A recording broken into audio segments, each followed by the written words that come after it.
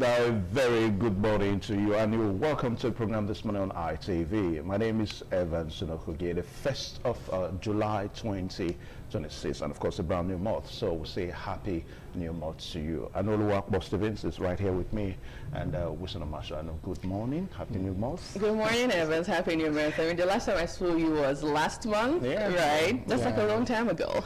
And Wilson as well. Really? Okay. No, seriously. Yesterday here. You know, it's just a second in between. You know, 11:59. That's one more. No, that's what you think, but it's totally different. A lot of things can happen in that short space. Anything can just happen. Okay. All right. So we have Abuja and Lagos too on this program this morning. Abuja, Patricia, a very good morning to you. Yeah, okay, we have Messalina in Lagos, and of course we have Abuja there. Messi, good morning. Beautiful morning to you, Evans. Good morning, Anu. Good morning, Wilson. And good morning, Joseph. Happy New Month to you all. And Joseph Kadiri, Happy New Month. Good morning to you, and Happy New Month to all of us in ITV, and of course to our viewers. All right, so today being the first day now brings to mind about the xenophobic issue in South Africa.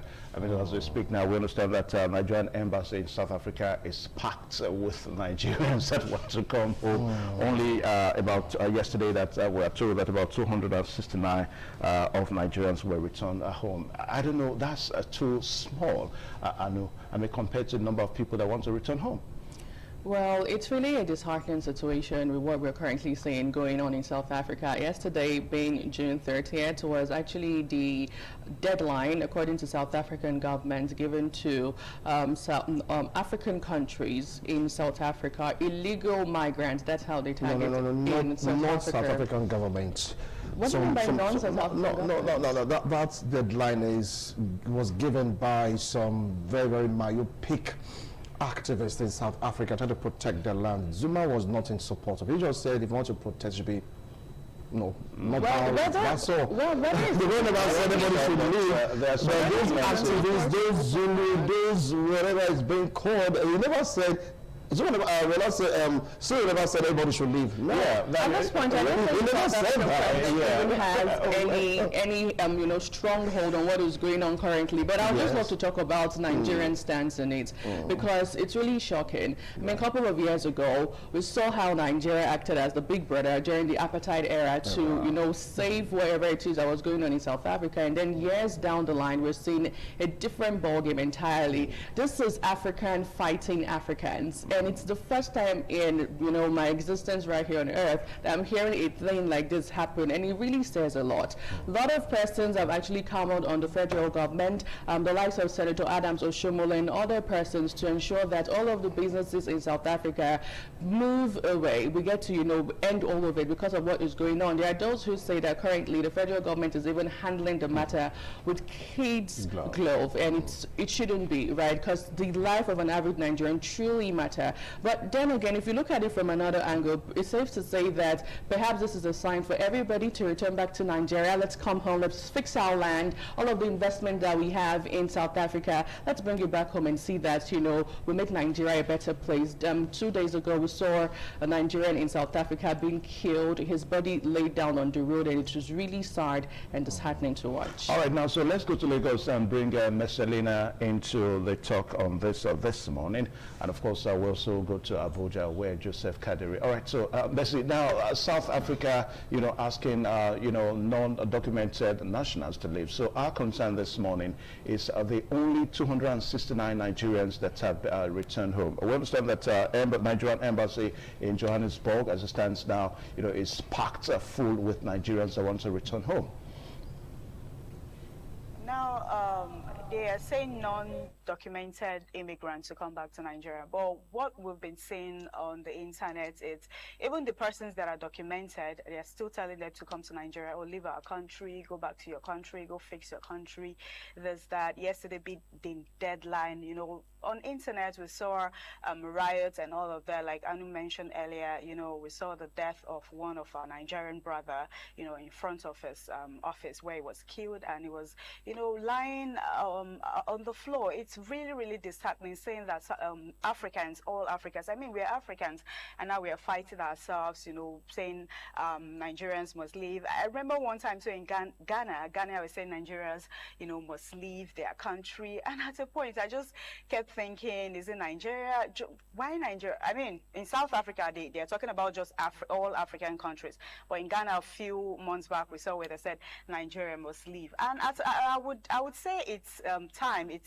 It's also a good one. You know, Nigerians out there should come, you know, come back, you know, see what they got. I mean, it's not safe out there. Seeing the guy that they killed, you know, it's obvious that it's not safe out there. So we'll just urge the government to help, you know, bring back the rest of them, because at this point, with what has been happening, it's obvious that African countries, other African in South Africa right now, especially Nigerians, I mean, we are Nigerians, they're not safe out there. So the government should just do everything possible to, you know, bring them back to the country. Since South Africa is saying that you need to leave our country, man, it's really sad and disheartening, trust me. All right, so Joseph Kadiri.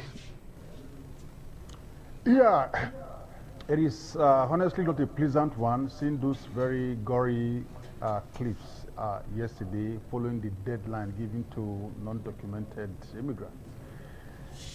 Many things running through my mind, and you just wonder, this is a country that was in dungeon some decades ago, and many countries came to their rescue, including Nigeria, and of course including the founder of ITV also contributed to ensuring that they actually get freedom. But where are we now? This same group of guys are the ones telling those who actually came to their aid, who came to their rescue, to leave their country. It is not a good one, and just want to ask what the South African government is doing.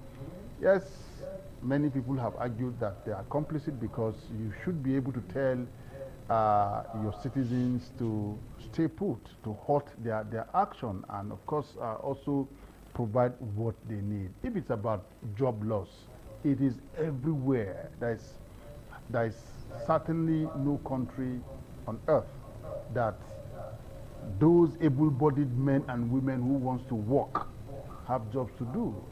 Some are taking, others will wait on the queue, and it will now get to their turn. But there's a lesson we should learn from this, which is to say that we need to really come back home, build our economy, build it to the extent that those people that are pushing us away from their country, that will be a reversal. Some time ago, we told Ghanaians, leave our country. But not too long, they're telling us Nigerians leave, because they have been able to go back. All right, Joseph, yeah, because of time. Windows of their country, think how they can improve their country, and we now see that they are doing very well. So it is time for Nigerians to begin to think inward what we can do to ensure that there is enormous job here, there is enormous food here, so that those who are telling you to leave will now begin to come and beg you and even apologize for what they said to you in the time. All right, thank you so much, the time Joseph. of, you know, rebuilding thank you our so own much, because of time. So that's the situation. We did this now just to keep you abreast with what is happening. You know, talking about the xenophobic issue between Nigeria and, of course, South Africa. Yesterday was a deadline that, you know, some people gave in South Africa that by yesterday, if non-documented immigrants have not left South Africa, it will almost be a case of anything you see, that's what they are going to get and all that. So 269 Nigerians only have been brought back home. All right, so in Benin this morning, our discussion is going to be centered on Nigeria's internal security as trained governors' statements, and we're going to be looking at some statements that have been accredited to some governors in the country. And alongside, we'll also look at the registration of political parties, opposition in a race against that time ahead of 2027. And also, too, Abuja is going to be looking ahead of 2027, comments of upload of party candidates, and that's just it. Lagos also will have insecurity in the northeast, Borno's recent school attack in focus. So these are some of the things we're going to be talking about today on the program this morning on RTV. So we'll take a short pause now and we'll join the corporate trainer Inwagata Nosahai. Please stay tuned.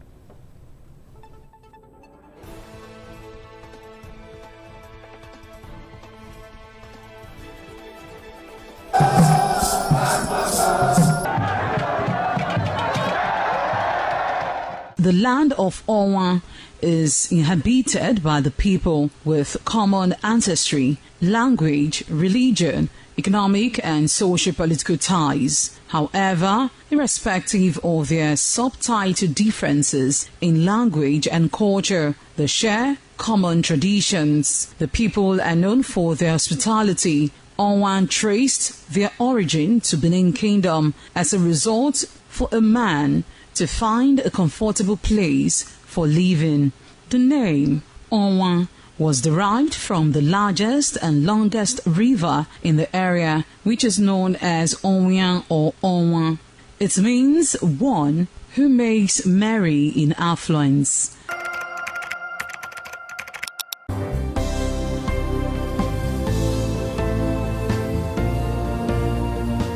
Thank you very much for joining us on the program, Healthy Living. What is the kidney? The kidney is an excretory organ in the body, which is for metabolism. Tuberculosis affects many organs in the body, but the common ones it usually affects is the lungs. Epilepsy is a neurological problem. Okay. It is an injury in the brain, which causes someone to begin to convulse, to go into fits. It is curable, but the cure is a long-term thing. If you eat well and avoid those risk factors that will make your immunity to be down, then the risk of contracting tuberculosis will be reduced. If you're healthy, then you're wealthy.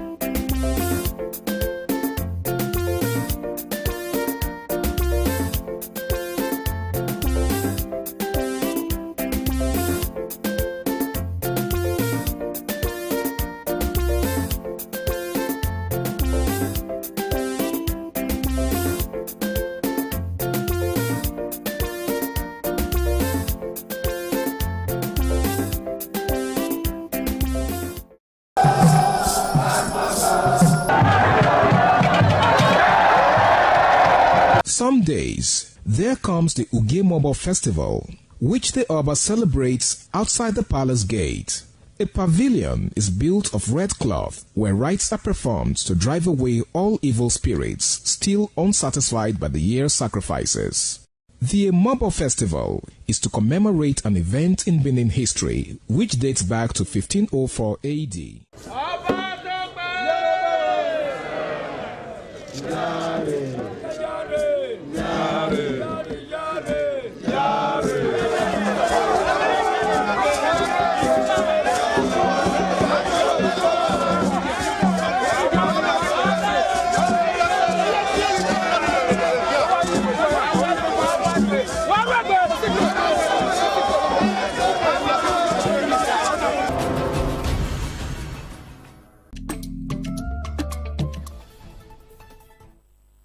Inwagata Nosahai is my amiable name, and you're especially welcome to this segment of the program. I'm the corporate trainer, and we have been looking at the series, different leadership styles and their impact on workplace dynamics. As a leader, your major responsibility as a unit head, as a departmental head, as a team leader, is for you to influence your team members to achieve team vision, to achieve business goals, to achieve departmental goals. And in doing that, you need to be smart, you need to be intelligent to know that, that there are different leadership styles that you need to apply for every situation. It is not a one-size-fits-all leadership style for all scenarios or all situations. So it is very important that you should be able to know that for this scenario, I should be applying the pace-setting leadership style. For this situation, I should be applying the authoritative leadership style. For this other situation, I should be applying the democratic leadership style, the cohesive leadership style, and even the coaching leadership style. So this morning, our focus is on combining the pace-setting leadership style and the coaching leadership style, or transiting from the pace-setting leadership style and then into the coaching leadership style. And now the pace-setting leadership style is a situation whereby the leader sets high standards and he exemplifies the standard with the intention that the team members should also operate at that level. Now this is very effective when you have highly skilled team members. So they are able to, come at par with your performance level that you are already exemplifying. The core of the pace-setting leadership style. Look at the name, pace-setting, setting the pace, a pace setter. The core of it is the fact that you, the leader, you first of all walk the path that you want your team members to walk. You exemplify what you expect from them, and then they follow suit. Then the coaching leadership style, the coaching leadership style is focused on capacity building of team members for the future, developing them for the future.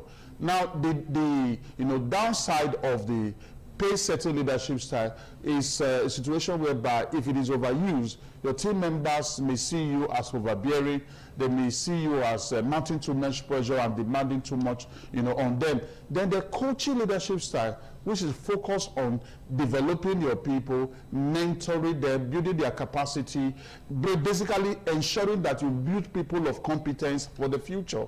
That one works best when the people have the consciousness that they have gaps, they have skill gaps, they have weaknesses, and they need to improve. And as a result of that, they are open to learning.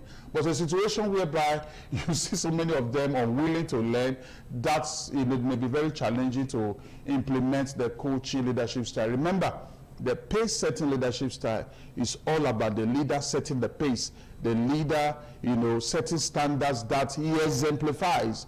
Then the coaching leadership style is about mentoring people for the future, building capacity, developing team members for the future. And the case scenario that we are going to look at this morning is focused on that, from pace setting to coaching leadership style. And the title of the case scenario is Preparing for Accreditation. That is the title of the case study, Preparing for Accreditation. Augustus, a specialist hospital, was preparing for a major external quality assessment. Remember, the title is Preparing for Accreditation. A specialist hospital was preparing for a major external quality assessment. The chief medical director personally modeled excellence by arriving early, reviewing documentation thoroughly, insisting on strict compliance with standards, and expecting departmental heads to do likewise. You can see that the pace-setting leadership style is already at play here. Accreditation is being expected, and so to make sure that everybody come at par, to qualify for that accreditation, the chief medical director personally modeled excellence. So he was exemplifying what he wants the people, to display and exhibit. He was modeling what he wants the people to mirror back to him. So let me continue with the case scenario. High-performing team members responded positively and achieved impressive results before the inspection. However, several junior employees struggled to keep pace and reported feeling overwhelmed by the intensity of expectations. Recognizing this, now there's going to be a transition into the coaching leadership style now. The team, the CMD has been exhibiting the pace-setting leadership style, set standard, exemplify it, and high-performing team members started following suit. But let's call it the upcoming team members, those team members that are junior staff, were very difficult to cope with that pace. So the CMD recognized this, and he also responded accordingly with a coaching leadership style. Recognizing this, the chief medical director adopted a coaching leadership style. Rather than simply demanding better performance, he organized mentoring sessions, coaching, paired experienced staff with junior employees, provided regular constructive feedback, and encouraged supervisors to identify individual learning needs. He assured staff that the goal was not only to pass the accreditation, but also to build their competence and confidence for sustained high-quality service delivery. That is the beauty of the coaching leadership style. Build capacity, build the ability to bring value to the table so that high-quality service delivery will be achieved and sustained. As a result, junior staff became more confident and competent. Morale improved, and the hospital successfully passed the accreditation while strengthening the capacity of its workforce. That is the case scenario. So what we are going to do as we begin to move into a conclusion now is to look at some reflective discussion questions on the case scenario. When I handle training, for workers of organizations, both public and private, we get to this level where we just interact with some questions. And let's look at 4 questions on this particular case scenario. Now, the first question says, why did the pace-setting leadership style initially improve performance? Now, the answer is that high performance standards and leading by example motivated skilled and experienced teams to perform at their best. Number 2, why did some staff struggle under this leadership style? Less experienced staff require guidance, encouragement, and skill development rather than continuous pressure to meet demanding expectations. Number 3, how did the coaching leadership style improve the situation?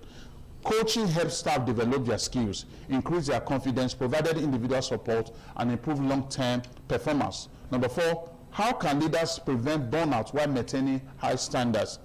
By combining ambitious performance expectations with coaching, mentoring, regular feedback, and realistic workload. Pace-setting leadership can produce external short-term results when working with skilled teams. However, combining it with coaching leadership enables less experienced employees to develop the competence and confidence needed to sustain high performance while reducing stress and risk burnout. This combination delivers both individual results and long-term workforce development. That is the beauty of the pace-setting leadership style and the coaching leadership style. I believe that premium value has been added to you today. Send your questions and inquiries across to my email, inuaghata@gmail.com, inuaghata@gmail.com, and I supply answers straight to you. I'll be seeing you next week, Wednesday. When I return, I will still remain the amiable Inuaghata no Sahai. Your day is so blessed. Thank you.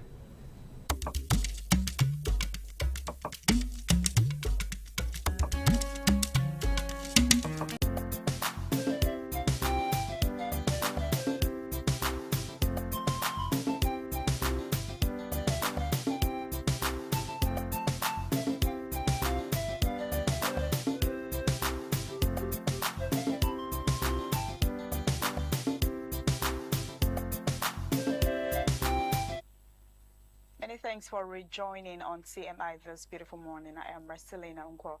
Would be reviewing the papers this morning. The first paper would be reviewing is The Nation newspaper. The big headline on The Nation newspaper says, Akpabio Rabau Abdurazik Razak Uzodinma Yero on APC list. You get that on the big headline there on The Nation newspaper. Another headline there says federal government plans to scrap off JSS SS program. You get that on page 8 on The Nation newspaper. Another headline there says NDC uploads Obi Dixon, others named on INEC portal. You also get that on the papers. UK asylum seekers to pay 10,000 pounds before consideration. Lagos gets NRC license to run train service. You also get that on the papers this morning. Another headline there says, anti-migrants realize short businesses in South African cities. You get that also on the papers. New army recruit accuses of assaulting female students during hostile invasion. You also get that on the Nation newspaper this morning. Okay, let's take a look at a rider. A rider says, under the big headline says, Abbas Kalu Falake gets nomination forms. Governor to meet Iwatsa. You get also on the papers on the Nation newspaper this morning. Let's take a look at another papers. Do where to grab a copy and go through that. Let's take a look at the Nature newspaper this morning. One of the headlines there says on the Nature newspaper says, Amnesty sounds alarm on human rights emergency in Niger Delta climate crisis. You get that on page 3 on the papers. Another headline there says, death toll rises to 13 as terrestrial rains trigger devastating floods in Ghana's capital. You also get that on the Nature news this morning.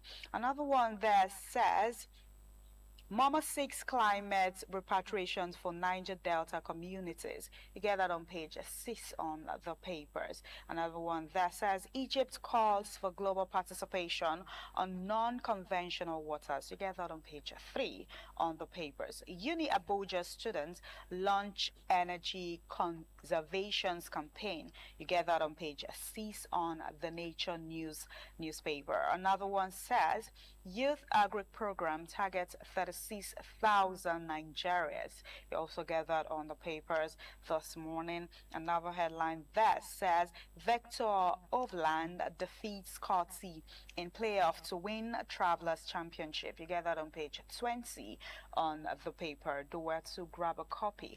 Another headline on page 3 on the paper says Verity blames government for Lagos floods, demands compensations for victims. I mean, if you've been going through the internet, you see what floods, the rain has caused, damages lives of people, loss of lives and loss of properties, in Lagos and also other states.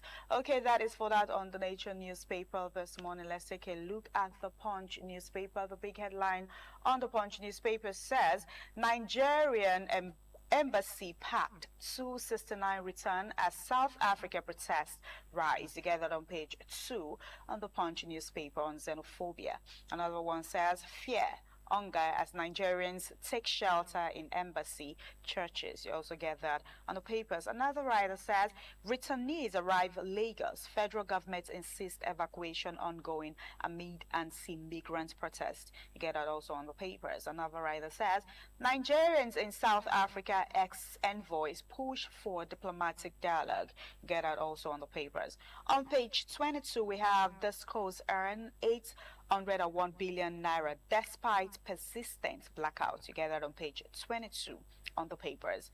Marketers reject fuel pricing, cops threaten shutdown. You get that on page 21, also on the papers this morning. Borno adoption, parents list 36 missing children as youth protest. You get that on page 7, still on insecurity. Okay, on page 30 we have NDC uploads Obi Dixon as INEC restore portal access. You get that on the papers. And there says Wabara 6 INEC recognition for Raki PDP. You get that on page 12 on the papers. I never rubber stamped foreign loans as Senate President Saraki. You get that on page 12 also on the papers. Okay, still on the Punch newspaper on page 4 and page 5, flood waters submerge homes, disrupt power supply in Lagos State. You get that on page 4 and also on page 5 on the papers. 79,323 killed, 34,773 abducted in Nigeria in 6 years, reports. You get that on page 7 on the papers. Do well to go grab a copy of the Punch newspaper and go through them. Let's take a look at the Guardian newspaper. The big headline on the Guardian newspaper says, Coastal states wary as floods disrupt Lagos economy amid disease fears. You get that on page 6 on the papers. And the sea granted access to INEC portal for uploads. You get that on page 3. Switzerland returns 23 cultural artifacts to Nigeria. You get that on page 2 on the papers. Terrorist recruits raise funds online, army warns. You get that also on page 3 on the papers this morning. ASO chapters threaten strike over unimplemented pact. You get that on page 7 on the Guardian newspaper. Another headline there says, Atiku asks Tinubu to suspend probe, but Jabiamela as a group cautions. You get that on page 4 on the papers. INEC worries over vote buying ahead of Ocean polls. You get that on page 5 also on the newspaper, on the Guardian newspaper. Another headline there says, violence, tension in South Africa as federal government evacuates 271, 6 compensations for Nigerians. You get that on page 6 on the papers. INEC register 1.57 million Nigerians in CVR exercise. You get that on page 7 also on the Guardian newspaper. Another headline there says, TAT funds charges Nigerian scientists to develop Lassa fever vaccine. You get that on page 4. Do well to grab a copy and go through them. Let's take a look at the New Telegraph newspaper, where the big headline there is still on xenophobic attack, where it says federal government to demand compensation for fleeing Nigerians. A writer says Nigerian SA politician's husband arrested for allegedly hiding illegal migrants. You get that also on page 2 and on page 3. Another writer says massive anti-immigrant protests hold in Rainbow Nation. Another one says third batch of Nigerians evacuated from South Africa arrives in Lagos. Humanitarian Affairs Minister hails returnees resilience. You get that on page 2 and on page 6 on the New Telegraph papers. Minister Defense federal government's borrowings lashes out at critics. You get that on page 2 on the papers. Another one that says federal government new education policy will prevent 20 million dropouts between primary GSS level. You get that on page 3 and also on page 27 on the New Telegraph newspaper. Trump loses South Court's battle to end bright rights citizenship. You get that on page 4 on the papers. Medicine advances God's work for preserving human life. Earlier, you get that on page 30 on the papers. Do not forget to grab one of those papers, and go through them. Let's take a look at the Nigerian Tribune papers. The Nigerian Tribune paper says federal government to scrap a JSS, SSS separation policy. You get that on page 8 on the Nigerian Tribune newspaper. Another headline that says candidate lists APC governance to meet its Wednesday. You get that on page 2 on the papers. A writer said political parties begin upload to INEC portal. Another one says PDP, NDC, Labour Party confirm receipt of access code. Another one says Wike-led PDP receive code as confusion hits Turaki camp. Another writer says we have uploaded Obi's name, says NVC. You get that on page 2 on the papers. Federal High Court issues new 2026 pre-election practice directions, repeal 2022 rules. You get that on page 13 on the Nigerian Tribune papers. FA in Nigeria rose by 20.86% in May. You also get that on page 6 on the papers. Let's take a look at another headline that says gunmen kill 3, injured many as mining sites in Plateau State. Another headline that says Lagos residents express frustration over reoccurring flood. Another one that says thousands march in South Africa to enforce June 30 anti-immigrant deadline. You get that also on the papers. Okay, before we round up, we're rounding up in a moment. Let's just hear from Dr. Victor. Oh, hi, Dr. Victor. Good morning. I don't know. You saw you saw on the internet yesterday the flood. Let's talk about the Lagos residents expressed frustration over reoccurring flood. Let's quickly talk about that before we round up. Okay, I think it was just yesterday I was saying here that there's parts of Lagos I visited recently. I've been into for a very long time.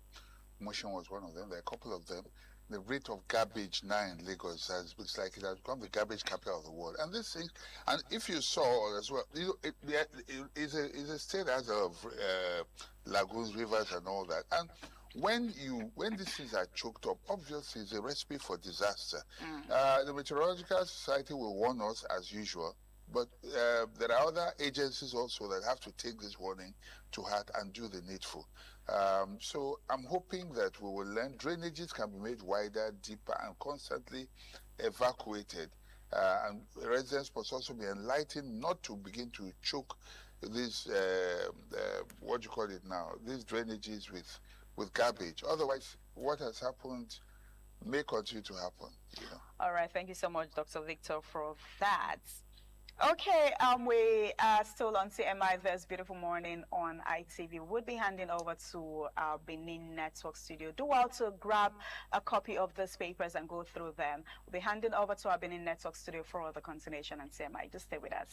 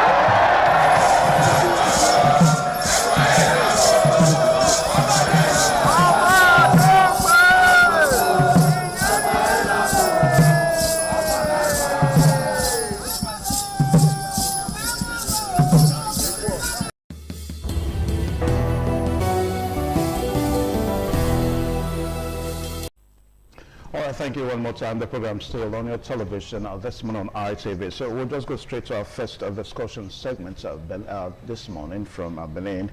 And of course, we're going to be looking at recent statements accredited to some state governors in the state and how that is going to impact on internal security. Because the issue of internal security is so paramount right now in Nigeria, there's no doubt about that. Well, to discuss all this with us this morning, we are so privileged to have Mr. Goswill Inegbe, who is the Special Advisor on Media and Communications Strategy to the Edo State Governor. Mr. Goswill, you're welcome to the program this morning on ITV. Good morning. Many thanks for having me. Okay. And also Wilson Omasho. It's all right. Yeah, pleasure being here. It's a pleasure having you on set today. I like your suit, you know. Thank you so much. All right, so Mr. Goswill, let's start from what, you know, somehow something that has to do with a sub-national responsibility push. And that is accredited to one of the recent statements that the governor of Edo State made recently concerning, you know, internal security in the country. Now, the Edo State Governor Okpebholo, said blaming only President Tinubu for insecurity is unfair, and that governors have constitutional duties too. Now, let's expand that now.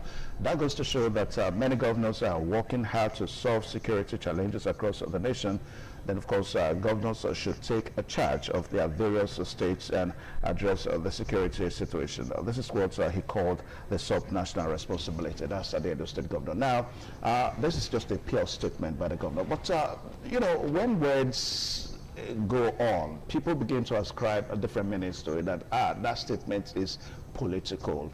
You know, I mean, political era now, local government election is around the corner, and of course the larger election next year is around the corner. So what is your take on this? Thank you once again for having me. I think it's a very simple matter. What the governor said is, and not just what he said, what he demonstrated as a governor, relating the insecurity challenges that we are witnessing in Edo State. You know, a case of study here, for instance, is the kidnapping that happened in the vegetable markets. Now, if you recall, in less than 48 hours, the masterminders of that kidnapping, they were caught, they were arrested, and they were paraded for the whole world to see. So what the Edo State governor merely said, or what he was trying to, you know, show to the world and show to his colleague governors, that governors, if they are determined, if they put the necessary equipment in place and put the necessary human resources in place, that they can deal with these insecurity challenges in Nigeria. Today, I'm happy that the Edo State governor, Senator Modu Kpewolo, is showing an example to other governors that if the unfortunate incident of kidnapping happened, that governor can take actions to ensure that whoever is responsible will be caught within the closer time of such kidnapping. Now, the governor of Edo State is showing leadership. I'm happy that the whole world commended him, not just his colleagues, governor, or the citizen of Nigeria. If you go through social media when that rescue of those kidnapped victims happened, within 3 days, you see the commendation, you see the appreciation, you see how people were talking about the responsibility of state governors to take charge of their states. And that's what the governor was mainly saying, that look, the issue of security cannot just be left for the president of Nigeria, or rather the blame of the challenge of insecurity today should not be heaped at the doorstep of the president of Nigeria. That the governors have responsibility to ensure their states, when it comes to security, actions are taken, the necessary investments are made to make sure that the people of the state and their property are safe. The governor of Edo State today, as someone who served closely with him, I stand to be corrected, is one of the governors that have made so much investment in the security sector. And that's what we are witnessing today. In terms of technology, recently I know how much this governor, you know, the money he released to the police force and other security agencies to acquire intelligence gadgets that will aid them in doing their job, that will aid them in ensuring that Edo State is safe. Now, I know that you may want to say that the governor is trying to promote collective action, you know, from his colleagues to fight insecurity in the country. But it is this same governor that said that opposition elements, in other words, those in opposition parties, are responsible for the insecurity in Nigeria as it stands now. So where does the governor stand? I mean, some persons, they see the governor that he's just been political. Well, that statement was not just credited to the government.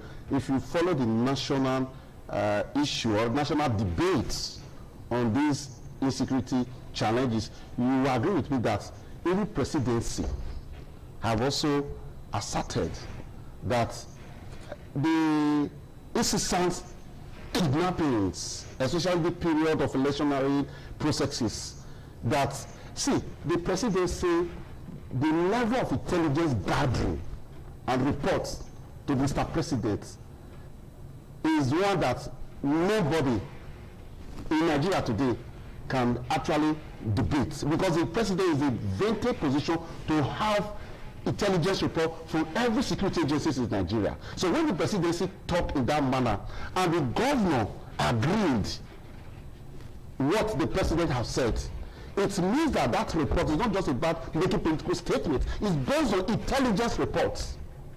And the governor, despite the fact that he agreed with that statement, he also believed that he has responsibility to defend the lives and property of the other people, the people who gave him mandate to be their governor. And that is the reason why, despite such statement, he had to take the initiative on ensuring that whatever it takes to safeguard those states, as the chief security officer of the state, he ensure that whatever is taken to do that, the job must be done. And that's what we have seen for the past few weeks. You can see across the three territorial districts, the records that the security agencies have actually achieved in terms of making sure some of these kidnappings, urchins, and whoever the people that are responsible, they are being arrested and the victims are being released. And the governor is still very, very much determined to ensure that Edo State becomes the safest state in Nigeria. All right, we'll go to the governor on that particular thing. Now, from what you said that our governor, Monday Pablo, is doing exploit in terms of security, and you say to be unfair if everything is placed at the table of Mr. President when we talk about the security challenges that we are facing as a country. Are you now saying that the governor of Borno, Katsina, Kaduna, Benue, Plateau, you just know you have all these flashpoints, well, I say serious security challenges, they are not doing what they ought to do? When compared to our own governor, Monday Pablo. You know, I'm not saying what the other governors are doing. They are not doing what they're supposed to do. But what I'm saying here today is that, you see, security, there are ways where you drive security in order to have results.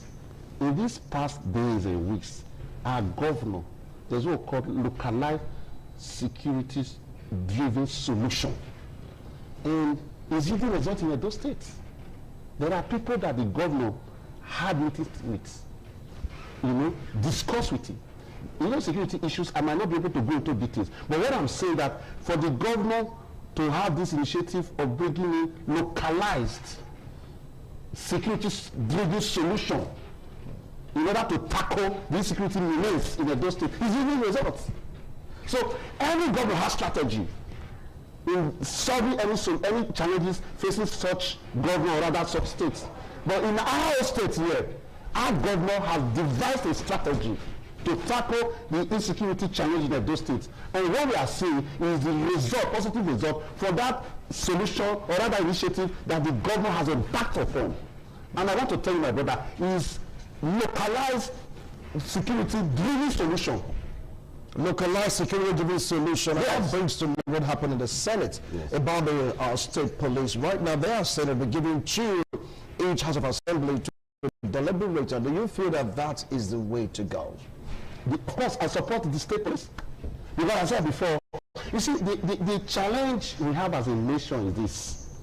The Nigerian Police Force, I want to seize this opportunity at this moment again to commend their efforts. Not just the Nigerian Police Force, all the Nigerian security agencies, they are doing their best. But, you see, there comes a time when challenges that have pervaded for a very long time, you have to find a strategy to tackle such challenges.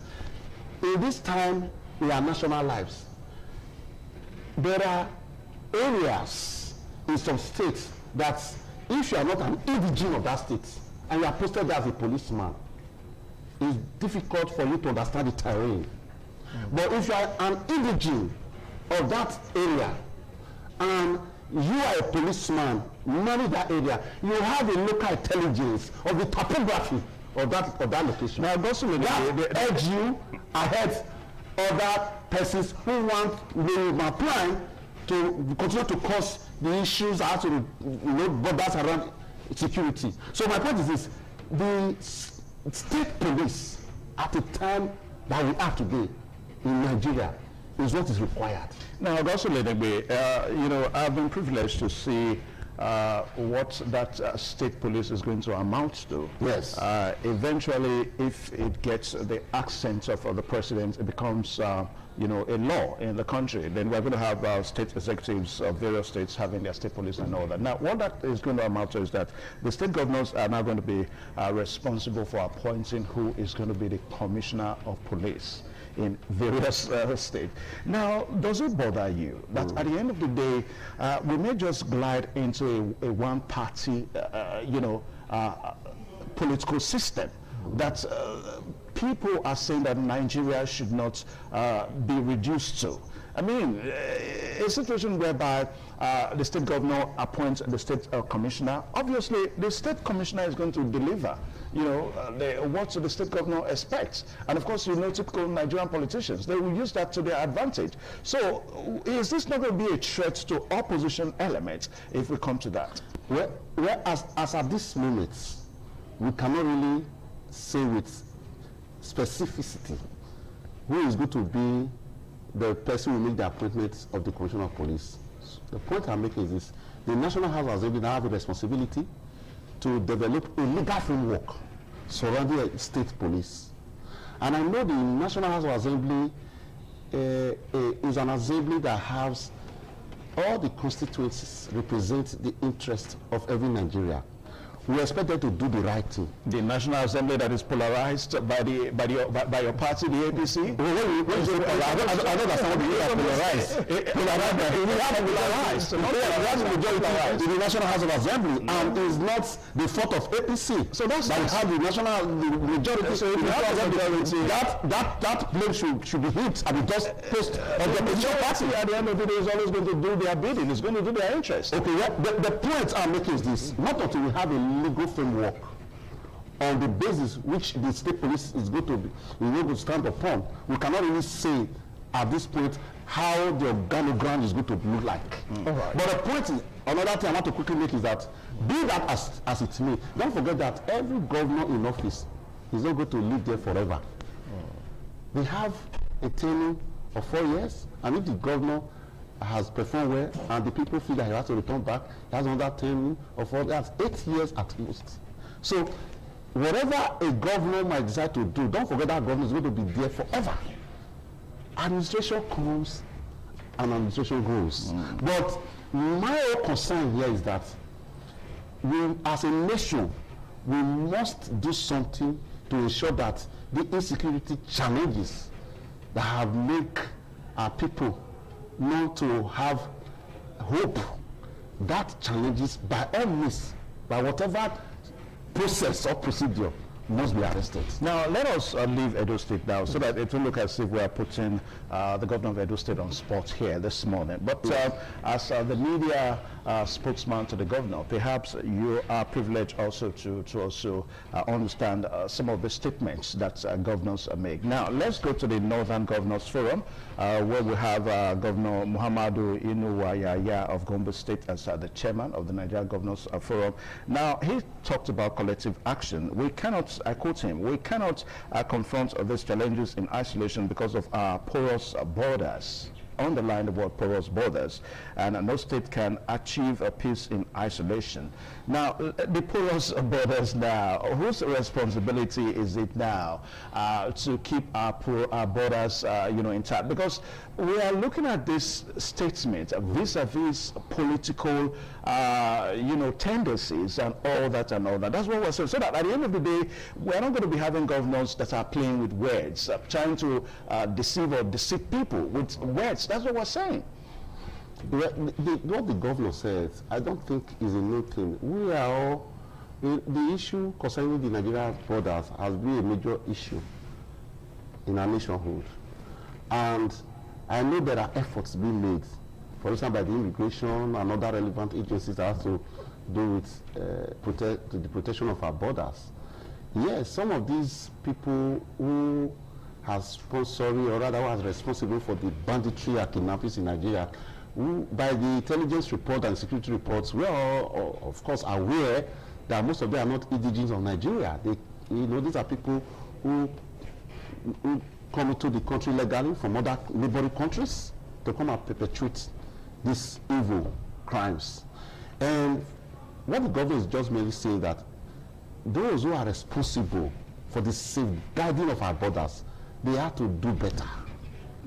He's also faulting his party. It's not about party here. No, it's about as a citizen of Nigeria, your responsibility, your civic responsibility is speaking out. If there is no doubt is a member of the party, but you also have the responsibility to advise that look, even though we are the same party, but I have the responsibility to advise whoever is responsible in doing that job, you can do better.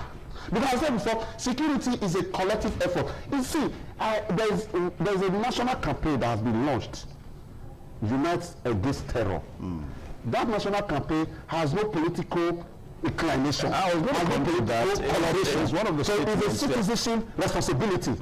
So if I'm a member of APC, and as I said before, I'm a citizen before I became a member of APC.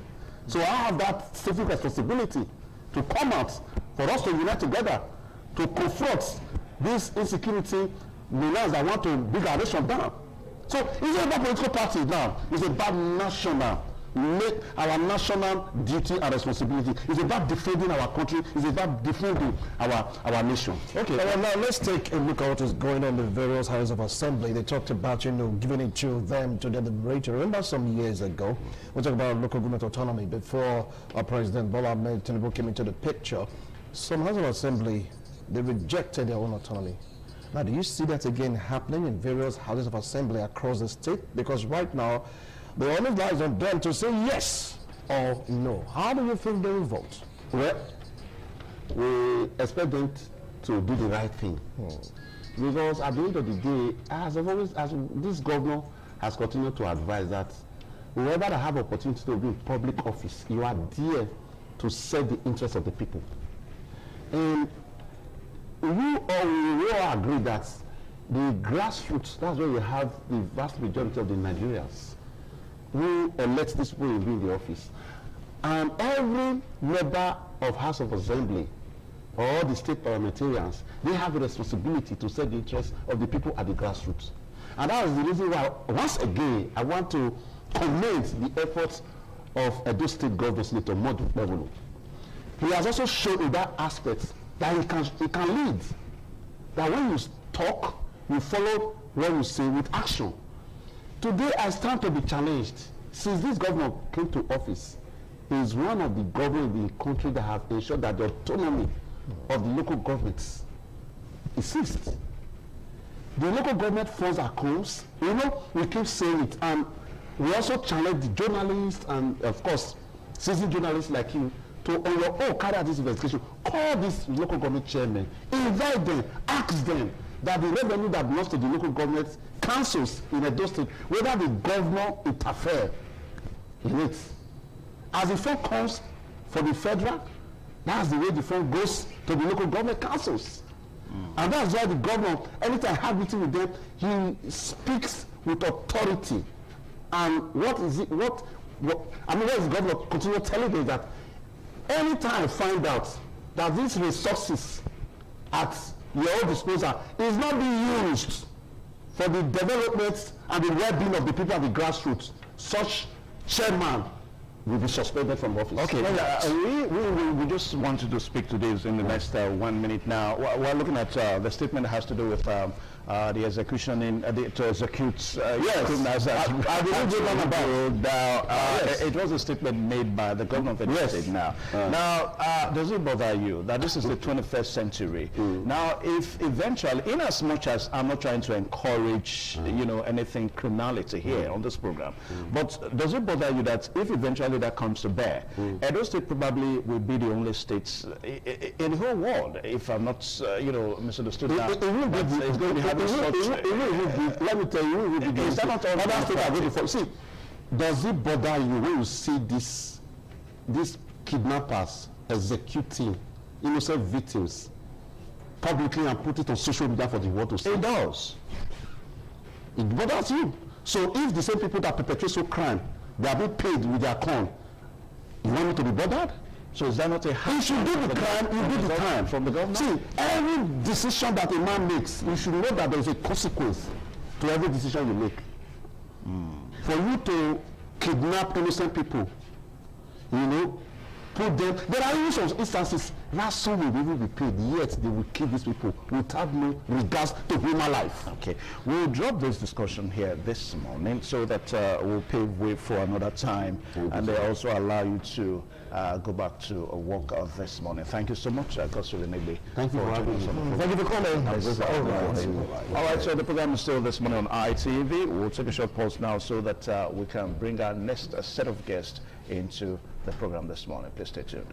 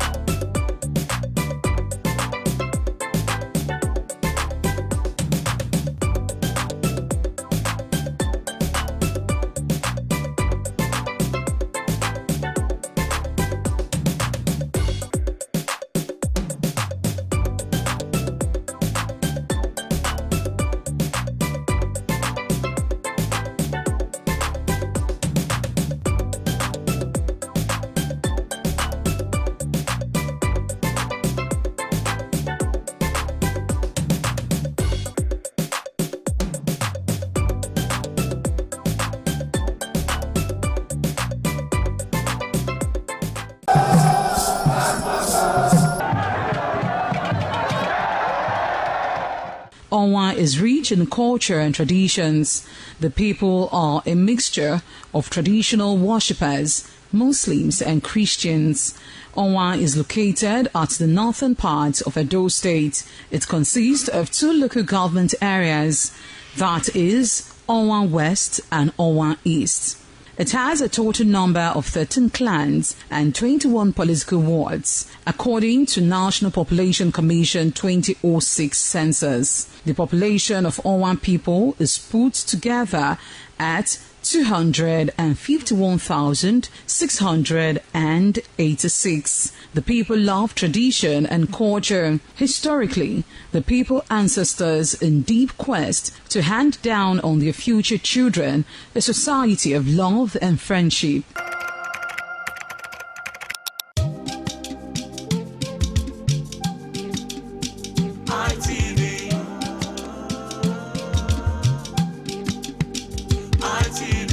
ITV, certainly the best.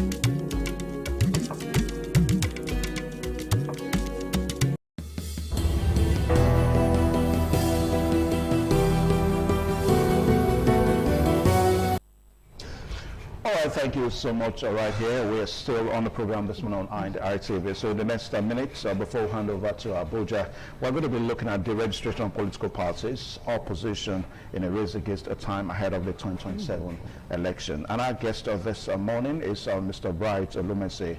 Is a clergyman. So you're welcome to the program this morning on ITV. Happy New Year.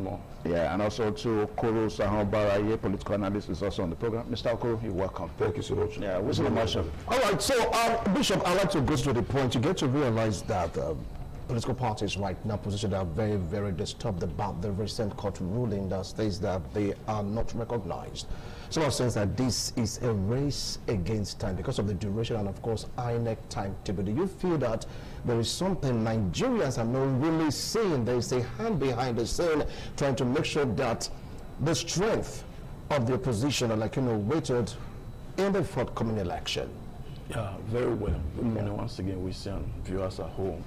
You see, the Nigeria political terrain, the man at the top, the helm of affair, this pattern. Go to Lagos politics, oppositions are weakened. And we're seeing that played out in the national politics. It's quite fortunate, Nigeria sliding into one-party system. The opposition also are not helping matters. Politics, you're a politician, you ought to be on ground, you study the opponent, you look at their merit and their demerit, look at their strengths. The opposition, like the people like Alhaji Atiku Abubakar, is not new to Tinubu politicking. Obi shouldn't be new. They were both governor at the time. So they ought to have been ahead of time. But right now, their time is really against them. They have played really politics with them and all of that. And that is weakening their structures. Many people, few people at the local stage are believing that these guys won't be on the ballot. Then finally, maybe they will be on the ballot, but it will have done a lot of damages to their structures and all of that. So this is just gradually is the political strategy of the man at the top of our head. You cannot. This is the clear voice of Jacob and the hand of Esau. It's quite unfortunate that the judiciary is playing to a gallery and all of that. The judgment, mostly the one of the NDC, the latest one, is really, really funny. But that's the case right now and all of that. So the Nigerian opposition leaders, they ought to have been upfront. I'm surprised that they're wearing and all of that. They really are not doing enough when you talk about, because they are not making a lot of pressure. I remember those days. Let's take, for instance, the days of Jonathan. The opposition APC, they were calling press conference on a daily basis. Holding strategic meeting, they gave Jonathan what we call a run for his money. The opposition party, you see them, they are neither here nor neither there. They look like they want to sell in, they want to sell out. They are just there nor there. So that's why I escalated. When there is no, adequate force. Anybody can do. Osahan Okoro Baraye, first and foremost, let me congratulate you for your new position, your new office, and also to go straight to the point. Now, let's look at this whole thing, because a lot of persons are kind of accusing your party, the All Progressives Congress, that they wrote out a very good script and got their actors into positions. They got their cast into positions and all that. And of course, those actors are acting out the script well. Now, let's take from the one that has to do with the transmission of results. Eventually, we have a situation whereby that there is an improviso that on the account that the electronic transmission fails, then we can resort back to manual. Now, vis-a-vis the present situation now, because the fear is that should in case the Supreme Court upholds the ruling of the Federal High Court, then of course lots of political parties are not going to stand in the next election. Now, what is your take on this belief that the APC is acting out a script, as it were? Thank you so much, my brother. Thank you once again for your message and happy new month. Let me also tell you, just as I always say, politics is not for the weak-minded. If you are ready for politics, you play politics. Politics is not for where you come. It's not a cool meeting where you come and do a susu meeting where you play and go home. Politics is a game for those that know it. There are people in this country who have been politicians even before we were born, and they are still in politics. So you can't joke with them when you come and say you want to play with them and you allow them give you that. That's by the wayside. So if you are expecting things to go well in the place called Nigeria presently, I think you should wake up with us. The truth is that before you see Moki don't see you. And Moki smart, now tree near tree. If tree is far, Moki not smart. The truth remains that the people we are calling opposition today, we are not everyone so ready. The 4 of us here can also decide to register a party tomorrow and start shouting, you will be the chairman, this is the vice, I'm the youth leader, this is the secretary. I will start singing even without a bass, all lines start shouting. I think with the primaries that even went far for the opposition, you should see that it was even worse off for the party in government. I was with a very good friend, a very high caliber, one of the opposition party yesterday, and he told me their greatest regret. But they were not even ready to come to this. Before they came, so people already hijacked the system. And he gave me a very, very sorry state of their own party. And I told him, I said, You people are not ready. Opposition is not you come yesterday, you come today. What I expected from them was to build the remains, the caca roles of the PDP. Not try to spread, because if 4 decide to form something and we decide to leave, I decide to leave, we are weakened already. But before 4 decide to amend whatever is wrong with the 4 of us, to cement it first and continue, there's no way we won't get ahead with. Atiku was PDP, PDP was Atiku. Leaving to become a tenant in Sovereign Special, every form of that party, it will take you another, if it took PDP since 1999 to be formidable, you should know what it's going to take you. Labour Party came as opposition, and it will die the way because they were not ready. That's politics. They were not ready for it. If I live here now, somebody just say, take this 50 million, what you want to do with it? I'm not sure within the next 48 hours I'm going to get my head ready. Because I wasn't ready for it. But if you build it gently, step by step, 1 million comes, it goes, 4 million comes, it goes, 8 million comes, it goes, when 50 million comes, you know what to do with it. So when Labour Party came, I came to this studio to say what they will not last 4 years, because I know they were ready, no structure base. All right. I thought you could say Jacobi, see everything without the way. So what are you expecting from the person holding the power? Osaro is the governor of the state or the president of the country. I'm holding the power. The MC is coming to say, give me now, give me now. I'm not going to cut your hand. If I'm going to cut it, your ear is going to follow down. That is it. We are not playing politics in America. I'm not playing in UK. You're asking me the political challenges in Nigeria. Where the winners take it all. It has been like that since 1999. Our EDP once said we are going to win for 60 years. But because they were not ready, it fell off their hand. If they were ready, you can do it. All right, in Nigeria, where we are. We'll come back to you, Comrade. Now, let me go to you, Bishop Bright. Now, when you were you talked about if it's possible, by the judges, if it's possible, get the one that will favor you when you talk about judgment. Are you encouraging a position to go into scouts for other injunction that's going to favor them? Is that what you're saying right now? Okay, it says that's the order of the day, because the judgment looks like a buy-up judgment.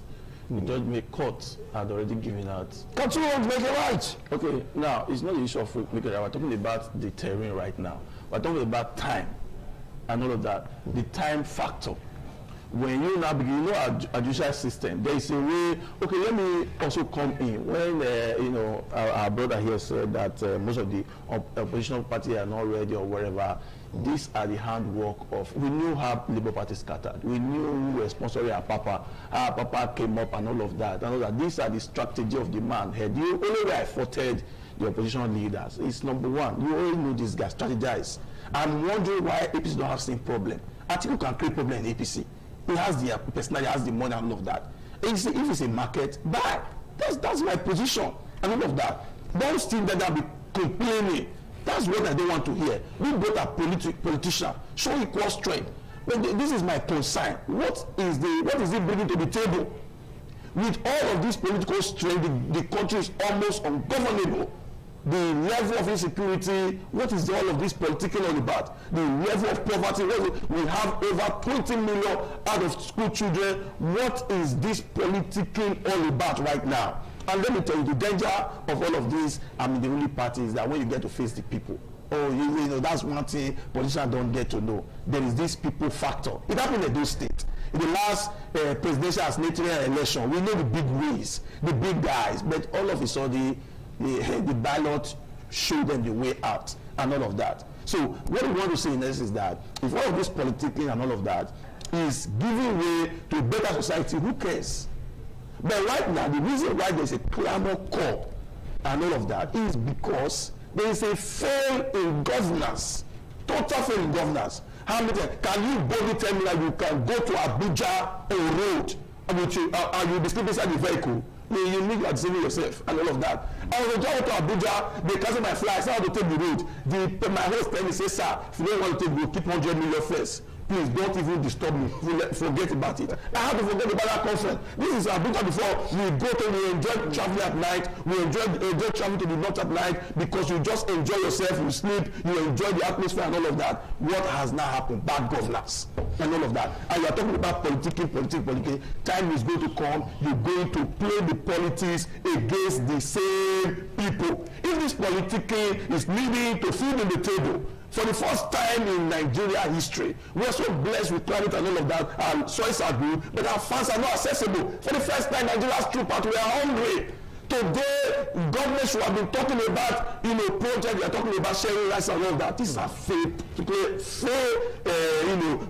purpose and all of that. So, but I fought the opposition. Why am I fighting them? Play the politics. They should also look at. Let me quote Wiki. He said, "If you put mouth in Rivers politics, I'll put fire in your state." Quote is it was I heard it over the news and all of that.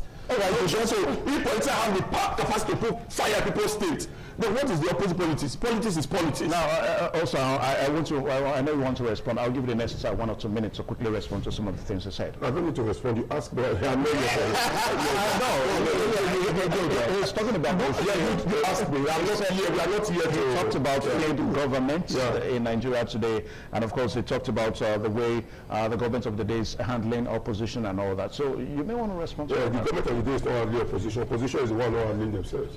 I won't come and complain to you if I don't know how to sleep with my wife properly, to tell you I have problem on my bed. That's my duty to fix my place. That's my duty to see how to fix it. Are you getting it now? So telling me it's a wisdom master that is making me my wife not satisfied at home is a failure on my part. So if I cannot handle my family with me, am I to borrow Wilson to say help me come and manage my family? No. So they should suffer what they are. There was a time also where this said person was in opposition, or there was no complaint. They built. There was a building system, a building process. Politics is not done in haste. By God's grace, I've given a part of my life to it since 1999. I was with leader for 18 years. So if I was to be in politics, I think I should be not even an associate professor. Youth leader as of 1999, Lucky Solidarity Movement, LSN, as I've done till now. So it's not that you build on it. You don't just come here today and get it. You might be lucky to get it once, but it's not always like that. The reason why you see the man of the earth affair today are understanding the politics because he was there. There was a time over 8 years where he fought against the system, but never did he move away. So I think we should move that. The truth remains that is insecurity not here? Truth, yes, it's here. But has it been there? Yes. Is there improvement? Yes. Are we talking about security on this program? No.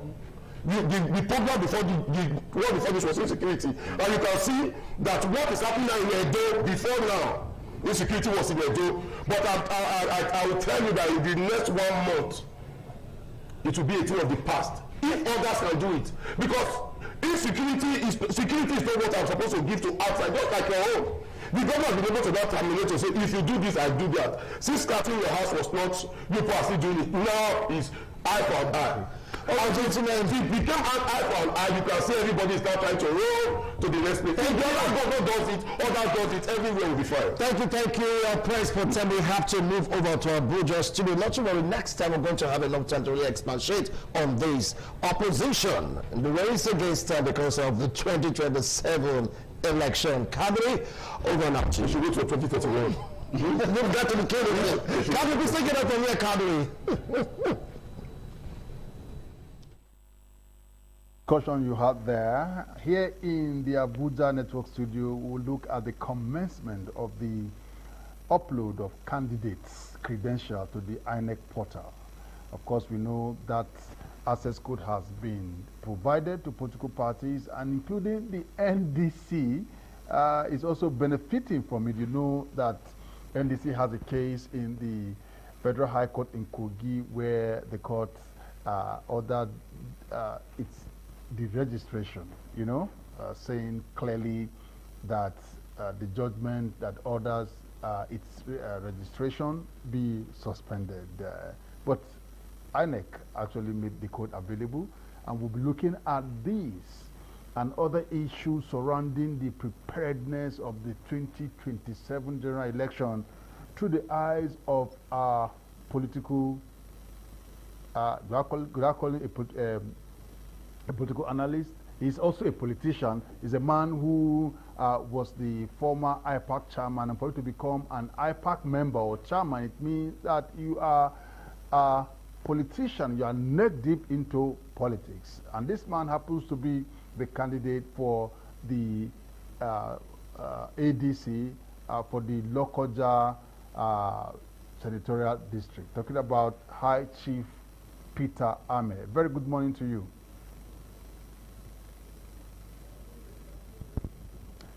Yeah, Peter Ame, of course, we're trying to get the network to be friendly.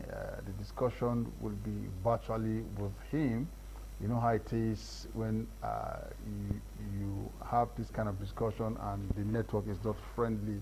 After the contact has been established and you have even done some discussion behind the camera, and when the show begins, you discover this kind of issues. But I'm sure that our engineers will soon resolve this. Back.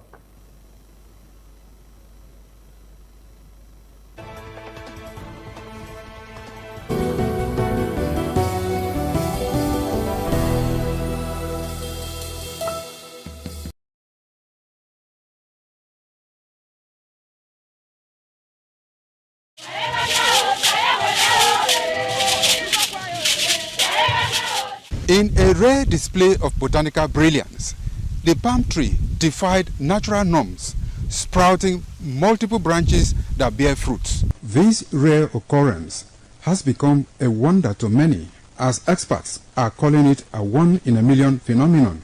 Could this multiple-headed marvel hold secrets to agricultural breakthroughs, or is it simply a freak accident of nature?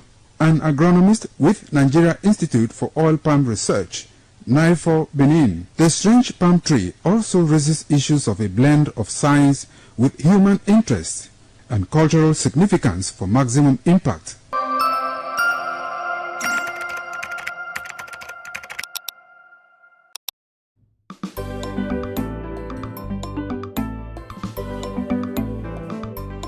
Thank you very much for joining us on the program Healthy Living. What is the kidney? The kidney is an excretory organ in the body, which is for metabolism. Tuberculosis affects many organs in the body, but the common ones it usually affects is the lungs. Epilepsy is a neurological problem. Okay. It is an injury in the brain which causes someone to begin to convulse, to go into fits. It is curable, but the cure is a long-term thing. If you eat well and avoid those risk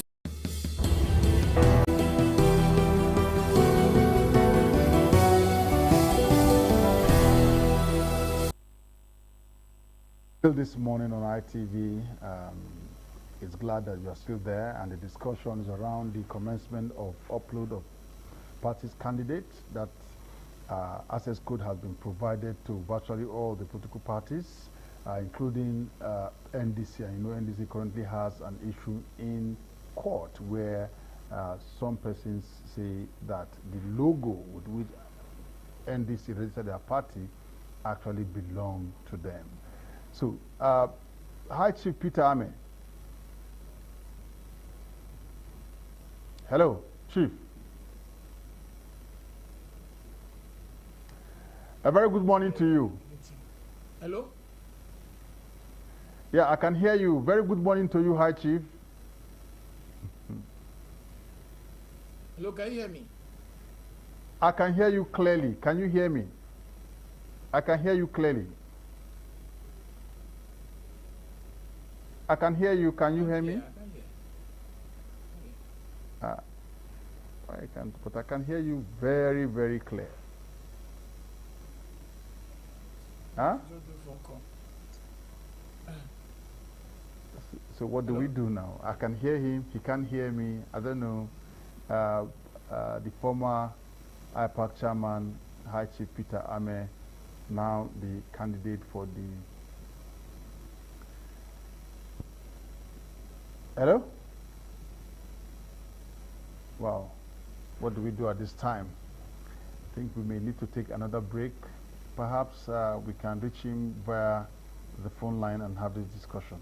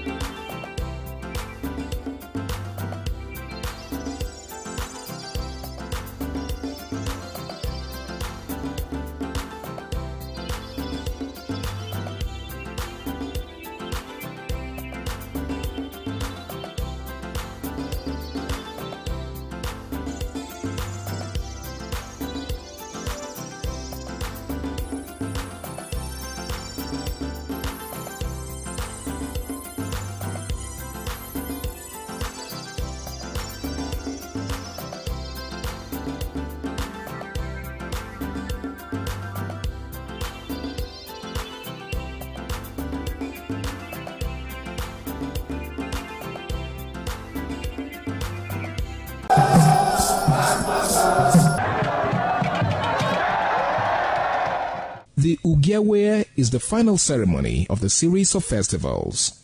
It is one of peace and lightheartedness, following the more solemn of the ritual year. Ugewe is the festival of the Ewe leaves, a symbol of good luck and joy. It is the most popular of all that heralds the dawn of a Benin New Year, new vow, newness of life and freshness of life, and a new hope for the future. In the evening, the Ewe leaves are presented to the Oba of Benin in grand style in a colorful ceremony. The Ihogbe society, amidst singing and dancing, bring the sacred leaves that symbolize good luck, blessings, peace, and prosperity.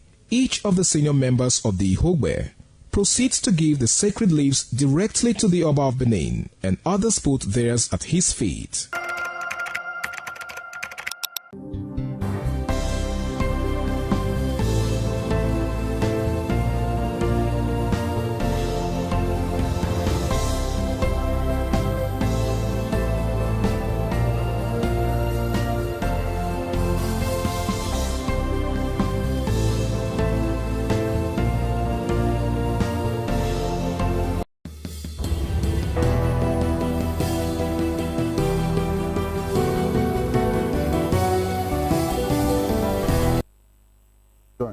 All right, so the issues have been resolved. We have a plan B, and this is really going to work very, very well.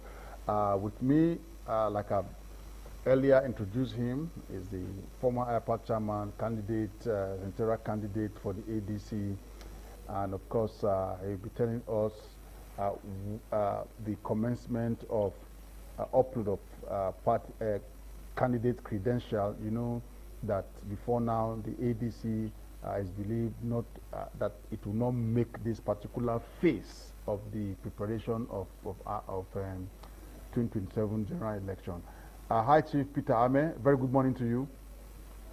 Good morning to you. All right. So quickly, just tell us how this atmosphere is now. I mean, the phase that we are, uploading of the credentials of candidates. It's a necessary process, you know, a protocol within the electoral framework and how INEC conducts its affairs, political party, you know, in trying to get particulars of candidates through their political party. And INEC has improved so. But now they have also improved by sending this form through electronic means to the political party for them to print and compare their candidates with you, and the code will be given for them to, you know, for channel of upload, which is the commendable and considerable progress that have been made. So for this process, this is a phase where INEC will collect this data and later, you know, eventually publish particulars of candidates that are contesting for election, their age, their office they are contesting for, their certificate qualification, and all other things, you know, so that are necessary to qualify a person for the contest for which he has apply to So this phase is a very critical phase and very important phase. And you know, before now, there was this challenge from the court pronouncement, because what the lawyers say that the compound of the court are certified to come. This shouldn't have moved in a challenge if we are in a very sound democratic environment where political parties are as critical number one stakeholders in the electionary process are giving some certainty of operation without any process to try to undercut their internal affairs and management procedures. So this is why we're having this challenge. And I think INEC has a new chairman that is an SCN, that's a professor of law, and that you understand that the balanced process in keeping our political parties stable, in making sure that parties that are follow processes and conducted primaries over 1,000 candidates should not be thrown under the bus just like that, because there's one non-existent entity that have legally gone to court to seek something that is not that should not even it will not have locus. Yeah, but you may think, Chief Sir, you may think that they do not have locus, but they have gone to court and court granted their request. What is their demand? That the peace logo used by the NDC actually belonged to them, that they wanted to use it to register their party in 2015, and how come NDC used it and the court listened to them? This is the fraud in our system. There's even a process. Let me say that there's a process that if your party no longer in existence within 5 years, another group of associations can apply to use that your logo to apply to be registered. But in this case, these were never a registered political party. They applied 10 years plus ago to INEC to get registered as a political party, and the application was denied. I am only telling you now that if a party is deregistered today, and in 5 years' time the party does not apply to use that same logo, the logo becomes available to use based on the provisions of our Electoral Act. You are not now talking about a non-existent entity that is not even body corporate, that is not even known to law. It has no succession authority. It has no regulatory, how they call it, opportunity to be regulated by the regulator, which is even the regulator and the registrar of political party, which is INEC. It's unknown to INEC because it's unknown to INEC is unknown to law. Because INEC is given the power under the Constitution to regulate political parties, to manage the internal affairs and look at the processes of political parties, whether they are in line with the provision of the Electoral Act, the governing grand norm of our country, which is the Constitution, or any other subsidiary legislation. But as we are discussing here today, this party has never met any of the provisions. They applied to be political party in 2015, and the application was denied by INEC. And you can see, you can never sleep on your right. They never went to court to challenge INEC that you have denied our application and we were qualified to be registered. They never went to court to challenge INEC that denied the application. 10 years, fast forward to 10 years later, a new political association went to INEC, tried to be registered. INEC denied them application, saying their logo looks like that of the APC. They went to court. INEC was a party to that suit. INEC filed their processes contesting that, yes, this is our risk. And the video was even playing an open court. And the judge people asked, are you saying this as risk? Look, even in open court, there was so much laughter, and people said, no, there's no resemblance. And the judge went to give a final judgment, which has become country's official. In law, they say that is, the finality of the ruling of that case has come to an end. Then you have this interloper who, after 3 days, that Peter Obi joins the NDC.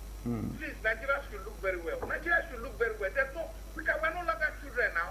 Nigeria is a country with so much educated people, with so much exposed people. We cannot just be. Okay, so it's a good thing. 3 days after Peter Obi joined that, 2 days after, 48 hours later, that's when they find. Yeah, but it's was still not a party to that judgment, so that's their application. Okay, we just hope that all this will be argued in the Federal High Court Lokoja with facts and figures. INEC definitely will be there, and of course your party too will be there to look at this issue. But as we speak now, NDC is not denied the access code. NDC also has been given the access code. The national leader of the party has actually made it clear that the code has been given to them. But, the NDC, ADC, and PDP, it is not uhuru for these three parties because they still have pending cases in court, and the fact that they are giving access code, anything can happen. How do you feel about this? I also tell you that we should not be operating in this area where judgment, the error of judgment becomes the obstacle to the survival of multiplicity and pluralism of our democratic dispensation. We have practiced this democracy for quite a while, and I've been part of this process from the beginning. I've been within the political party. I've held all kinds of appointments, and I know the internal workings of political parties. Political parties should not just be seen to be so, in confusion because our court has decided, to take the cases from people who have no locus, people who do not have the interest of our collective good at heart. There's no election that can be contested without a political party presenting the candidate, because that's how our electoral framework works. And there's no way you now have people who have now subscribed based on the provisions of the Constitution to belong to a political party that aligns with their interests, that align with their principles, and then you now decide to want to conscript the space by coming with the registration, suspension, removal, and all sorts of theatrics that are further undermine stability of our democratic system. So I plead with the Nigerian judges. I'm pleading. All we have always been talking, all our advocacy is not talking to them. Is nobody who doesn't like to be in ruling party. It's an easy place to be. You don't have to do anything. You don't have to work. You just be benefiting. But we want to be in the opposition not because it is our personal interest. It is because we know that opposition and government in power are working on a system that allow for balance. One, look at the policies of government, analyze it to the people in a way that is clear, and the other one, we present the policy of government. And if the policy of government is presented from a narrow political partisan point of view, it is the responsibility of the opposition to be able to stabilize this information to the people. So you don't have this. If you don't have opposition, then we'll be running in a dictatorial environment. Democracy strives when the opposition system is not stable. When the opposition system are allowed to practice their participation in the process without all these unnecessary, unplanned, empty obstacles that are put in their front. I think that our court system, one of the things, like in the case of PNP, why would they go to court as a registered political party? Why? When they are not registered, they have lied on that oath. Why did they not join INEC, that is the regulator and register of political party? In that they are sued. And why did the judge proceed? Without people asking me, because when I was national chairman of the political party, if I want to file a suit, I will first of all attach the photocopy of my certificate of registration to show that yes, I'm a registered political party. Sometimes I will attach the certified through copy. So it is even impertinent to say that we must be able to do things right, just for posterity to judge well. It is not for anything. There is a lot of political interference here and there. Yeah. So we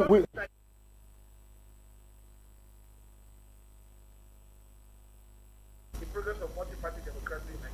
Yeah. So we have seen that, and we just hope that these three parties will not be caught in the web: ADC, PDP, and the NDC. So I know you are conversant with the INEC regulation as a former IPAC chairman who engaged with the chairman of INEC. You know that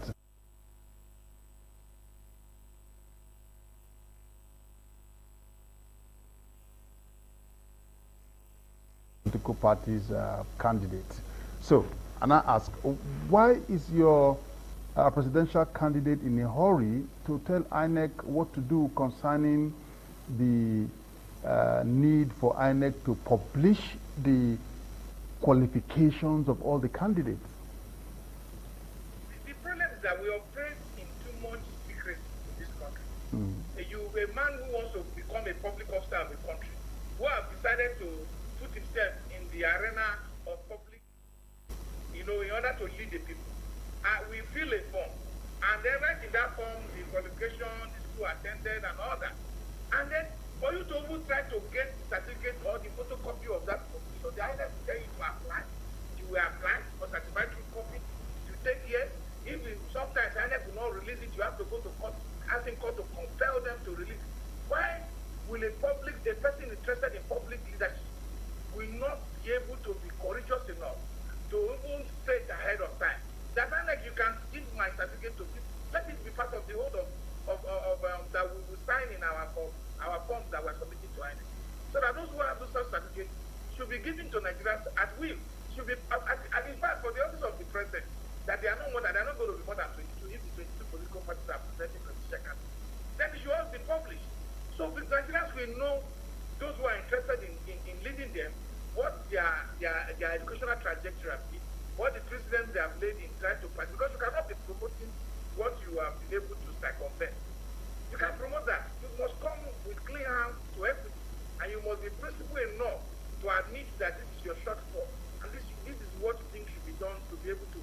We will now think what to do to be able to help you to meet up with with whatever requirement that is necessary. But I think public office is meant for public good, and if it's meant for public good, there must be some purpose, and you must show commitment to the truth. Yeah, but the issue right now is that Obi is now described as a meddlesome interloper. He has no business to ask INEC to publish the credentials of his co-contestant. If he needs that, he should go to court and ask court to, ask certain all the candidates to make their, credentials available. Anybody who calls to be a meddlesome interloper will not will be very sure that somebody who does not understand how our constitution operates. Our constitution gives every Nigerian freedom of expression. If you have an opinion on issue that you feel is germane enough to bring transparency and integrity to our process, that person should be allowed to express it. I think those who are calling meddlesome interloper have something to hide. What is in the certificate that is difficult that you are explaining the reason why you cannot publish? Why you think that somebody else who does not have the right to call you, to call the commission, that is a public institution. Commission is not we are not running a military regime. And the commission is not conducting elections. It's supposed to be conducting the democratic election that will be judged by the people, and the people will decide who leads them. So even at that high level of the person in this country, P2P, he should be able to have the right to express his opinion, to state what he thinks that we should leave behind as an example for the upcoming generation, that we see that leaders before them were transparent to present their certificate. Should we not continue with our campaigns? Look at the gray areas. Of course, focus on your promise to the people, and even engage some expert to help you research on how to close the gaps rather than focusing on another person's business. And this is what the issue is about. We just hope that in the coming, we don't even know his agenda now as we speak. We don't know the agenda. I think you are getting it totally wrong. That the other people say, a man. No, because himself is also in the race. So other people ordinarily should ask of this credentials, should ask of this qualification. He has put himself up. Let them interrogate him. Let them interrogate his credentials. Let them interrogate his principles. When the campaign starts, he will present his manifesto before the people. And don't forget that in fact, the party also has a manifesto. So these are the guiding principles of it.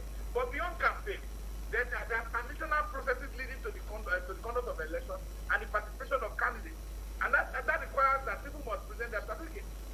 If you apply for certified true copy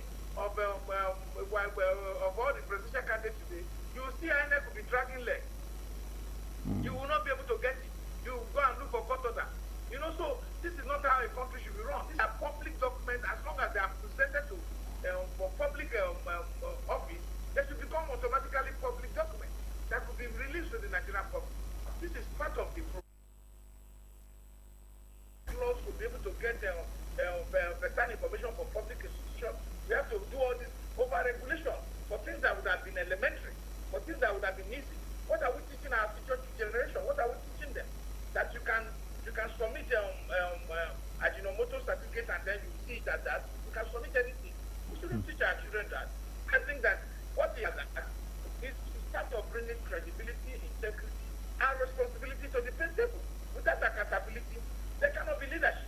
So these are the very important aspects of this discussion, that from partisan opinions and partisan views.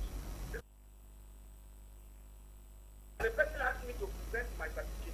I won't go call the person medicine interloper. A busybody is somebody who has no business in the place. The man is contesting for president again. And he should be able to ask. Okay, thank you so much, Chief Peter Ame, for your input on the subject matter. We appreciate you. Thank you, sir. Thank you so much. All right, viewers, this is where we wrap up this discussion with Peter Ame, and we'll move quickly to Lagos for the continuation of the program this morning on ITV. You can take it away from here. Many thanks to you, Joseph Kadri, and welcome to our Lagos studio. We're still on TMI this beautiful morning on ITV. I am Marcelina Unkwa. And of course, Dr. Victor Ohai here is here with me, and we'll be doing this together. Doctor, good morning. Good morning. Trust you're doing well. Yeah, very well. Another beautiful Wednesday. Yeah, and happy new month yes. to you all our viewers out there. And also our guest this morning that would help us analyze to this topic is Dr. Bolaji Akinyemi. He is our political analyst. Hello, Doctor. Good morning. Good morning, Marcelina. Doctor, good morning. Good morning. To be with you here. Always a pleasure. And thank you so much for coming. Always a pleasure here. All right, on Monday, 29th June 2026, suspected Boko Haram ISWAP terrorists attacked Government Day Secondary School, Lassa, in Askari, Uba local government area of Borno State, while students were sitting for their National Examination Council NECO examination. The attackers reportedly arrived in military camouflage and forest guard uniforms, causing many people to believe they were legitimate security personnel. They stormed the school in the morning as the candidates were preparing for their NECO biology examination. Panic broke out as gunshots rang out and students fled in different directions. The insurgents abducted an unspecified number of students, that's 29, and teachers before escaping the nearby bush. And we got an information that 10 of the military went, the security personnel went ahead of them, and 10 of the students has been rescued, although one teacher was shot down there, and also 2 soldiers were also killed. And we still have like 37 students, with them in captivities. This has brought the topic on insecurity. I mean, we've been, talking about insecurity for some time now. The Oyo school children and teacher, they're still in captivities. They are not out yet, and boom, we're seeing this war in Borno State. When will insecurity end in Nigeria? That is the major questions we've been asking. So before I move to our guest, Dr. Victor, let's get to hear your take. It is worrying, that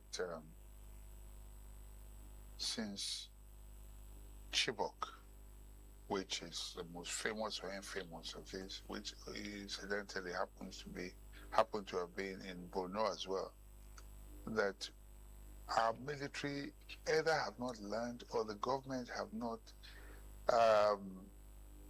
perfected or looked for a solution, a permanent solution to this problem. Schools are a soft target, and our students are vulnerable, and they are our future. And I'm wondering, for how long will this continue?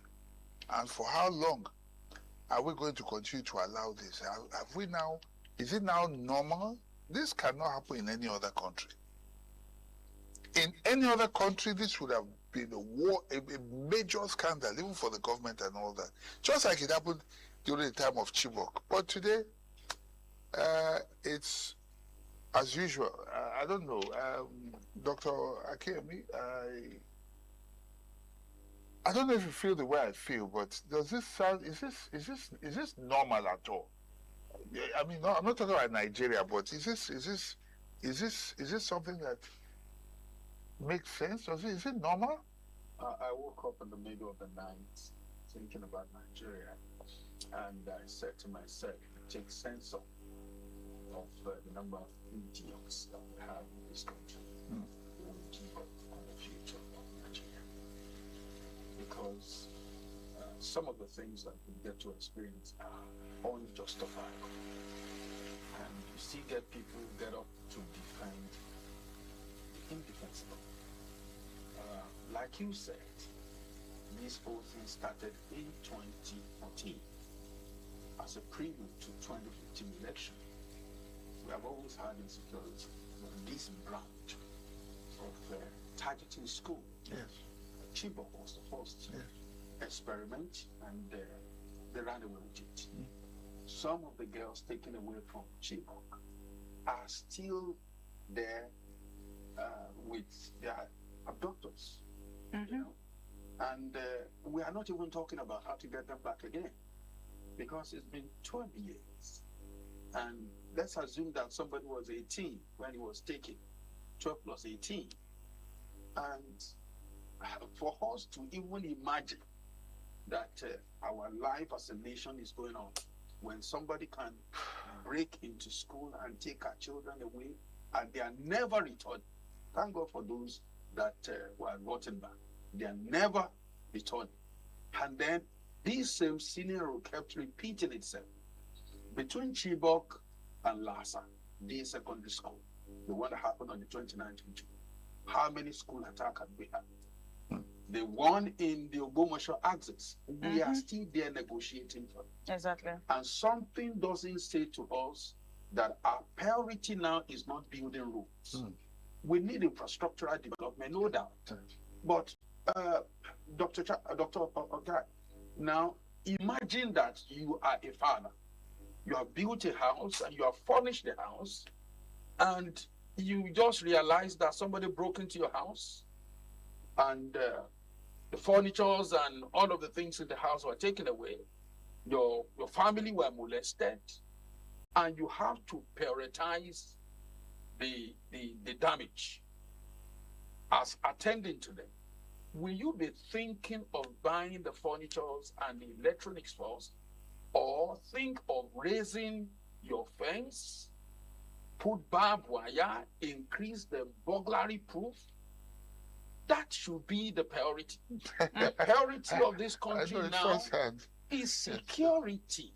You know, but those who are in leadership are not even seeing it that way.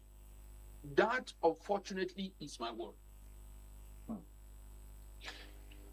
So there's a part now that I'm thinking about. People say security is big business. Many people join task force and all that. People struggle to go to those front lines. And then there are negotiators in between, no negotiators. People go talk to these people. Bandits have told us clearly that they have their boys. We have seen situations where the criminals are reintegrated as if there are not enough unemployed Nigerians. But they are being reintegrated and absorbed into the army and then released. And then you hear a bandit leader telling you that they are my boys. When they ask them to come, they will be telling me they are on their way and all that. Until Trump came recently, and then they started bombing. You know, is this, you know, how did we get to this point? And what do you think is responsible? The business side, the complicity, and politics? I will slightly disagree with you on the submission you made that security is big business. It is not security that is big business. It is government that is big business. You know, the security is just a sector in the... I meant insecurity. I get you. Insecurity is just a sector in the big business that government has become. Okay. We are hearing of a scandal about appointment, how somebody paid money to have appointment and all of that. And that should give you a picture of the rot in the system. I was listening to the Baba Adeboye speech in the US. I took my time to listen to it from the beginning to the end, 38 minutes, because of the dragging that was going on online. And I let me submit that the articulation and submission were faulty. But let's x-ray the speech.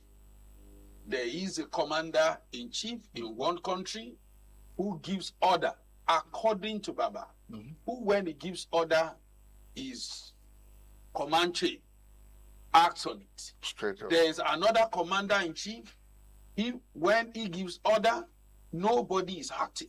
You know, how do we say that is a dormant situation? So bring it back home.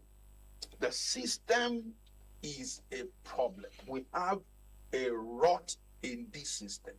And I don't see us getting results with the leadership that we have in the country presently. The federal government has repeatedly said that Boko Haram has been technically defeated. I mean, with what we've been saying, but they kept saying that Boko Haram has been technically defeated. What would you have said?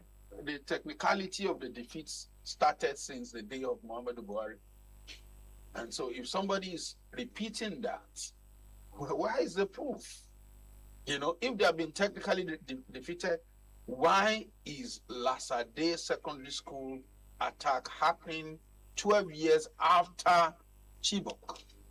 You know, how many secondary schools do we have in Borno? Maybe entire Borno, about 5,000 schools.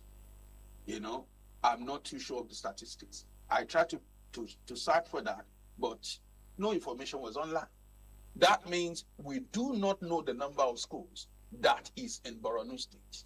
And then we have a government in that, a government that had an experience of attack in 2012, I mean 2014, and between 2014 and now, they don't even have the statistics of the number of schools that they have. So how do you make provision for security? Now, that means when these persons were approaching Lasade Secondary School, there was no gate man at the gate. There was no security there. Because if security were there, they would have been able to censor that persons are coming and at least intercepted, maybe intercepted. No, according to the report, the way they were dressed, camouflage uniform, what do you call it now, forest guard, and all that, they looked official. I agree with you, but if you look at this camouflage thing, you know, even if you have had an experience on the road where some of these persons are operating, they had never properly dressed. How educated is that gate man? Okay, but that's another matter. How much do they know? I think can they tell the difference? I think basically by now we should have been able to at least solve the primary problem, you know, surrounding this attack. Perimeter fencing in all schools in Nigeria should be a priority. I agree. You know, security details. One policeman, one soldier. How many police and how many soldiers are attached to politicians? They're all over the place, you know? So we need to prioritize the security of our children, if indeed our children are the future of this country. Okay, and school used to be safe spaces, but at this point, parents are even scared to send their children to school, you know, and it's got me thinking, or I've always been asking these questions, why are school targeted areas for these bandits, for these criminals? You know, recently they've been, well, not even recently, from the Chibok, they've been targeting schools, and it got me thinking and asking, why are schools targeted areas for these bandits, for these criminals? Basically, those who are in this business don't want people to fight back. When you go to where you have adults, they can quickly figure what to do. There could be an immediate rally and people want to respond, maybe resist attack. But children, for their innocence, you know, they are vulnerable. And so it becomes the responsibility of the government to protect this wonderful gift of God that are in our midst. So the failure is our failure. And those who are coming have come to see that the publicity they get when it's a school is higher than when it's elsewhere else. Because the global sentiment is there. And you can see what this is generating. And one thing about terrorists also is the fact that they love the attention. Publicity is the oxygen. That is the oxygen of terrorism. Yes. So there's a need for us to structure ourselves in such a way that we deny them that breath. How would you say that? Okay, so I know there's responsible media. What is the case in Nigeria? Because you see, here we're quick to just blow stories out of proportion. Oh, they've captured this, captured that, captured. What role do you think the media has played in even aiding what has been going on? I think basically the problem here is the problem of trust. Okay. You know, if you trust me, sir, in personal relationship that we have, even when I make mistake, you want to give me the benefit of the doubt. The problem is that Nigerians can no longer trust the elite class. And so when something happens, there is no benefit of the doubt to view things that has happened and say, okay, maybe it's a mistake. So let's play down on this story and let's allow, government mop up things. But we have seen this thing all over and over again. There are insinuations that what happened in 2014 was, in quote, a government-sponsored attack. Not some of the people that were referred to as the infiltrators, because in 2014, the president then told us that his government has been infiltrated by the same element we call Boko Haram. Now, those infiltrators, we have not, for heaven's sake, doctor, audit the Nigerian military between that time and now. And so these persons are still in the system. And for me, it's a problem. It's a problem. We need to audit the division in the Nigerian in the Nigerian structure goes beyond the people on the streets. Within the military as it is now, there is a division. We need to know who among them is with Nigeria and who among them are not with the country, so that we can now begin to harness our resources together and be able to fight. No, you can't go to a war with enemies within and expect victory. The situation we have with insecurity in Nigeria is that there are enemies within. And who are those enemies? It is our responsibility to fish them out and give them the right treatment. It is our responsibility. We didn't quite get to the media bit, but we'll come back to it again. Just good. It's okay. I mean, insecurity, like you mentioned earlier, should be the government's #1 priority. They are there to protect the citizens. They are there to protect Nigerians. They are there, especially the ordinary Nigerians that do not have do not have the power to speak. They do not have the power that this the government and those people in power has. The government, they are there to protect Nigerians, and all what they're asking is just protect us. We need a lasting solution to insecurity. Do you think Nigeria would ever get a lasting solution to insecurity? Because if you even look at the xenophobia attack that have been happening, South African telling Nigerians, oh, go back to your countries. I watched a video where one of the women said, oh, you're in your countries, you're killing yourselves, you're doing this, you're doing that. Go back to your country. We do not want you in our country. I mean, other countries, they are already seeing Nigeria in that, in that way that, oh, insecurity is too much. That is why you are in my country. Go back to your country and fix your country. Do you ever see insecurity ending anytime soon in Nigeria? Well, it doesn't look like we have a grip of situation. And so it will be wrong for me to say it will end X, Y, Z. You know, we have not done enough of this. We have not done enough. And talking about the international image, I was on the street of Jerusalem, and then there was an infraction between me and somebody I wanted to buy something from. And what he said is Boko Haram. You know, he looked at me and called me Boko Haram. You know, and you can imagine. So it's one of the most promoted brand of an average Nigerian outside of Nigeria. Oh, so when you see the world reacting to us the way they are reacting to us, it's a general perspective, you know. And for heaven's sake, will you blame the world if what is happening to us is happening to us? We have no answer and we are moving on.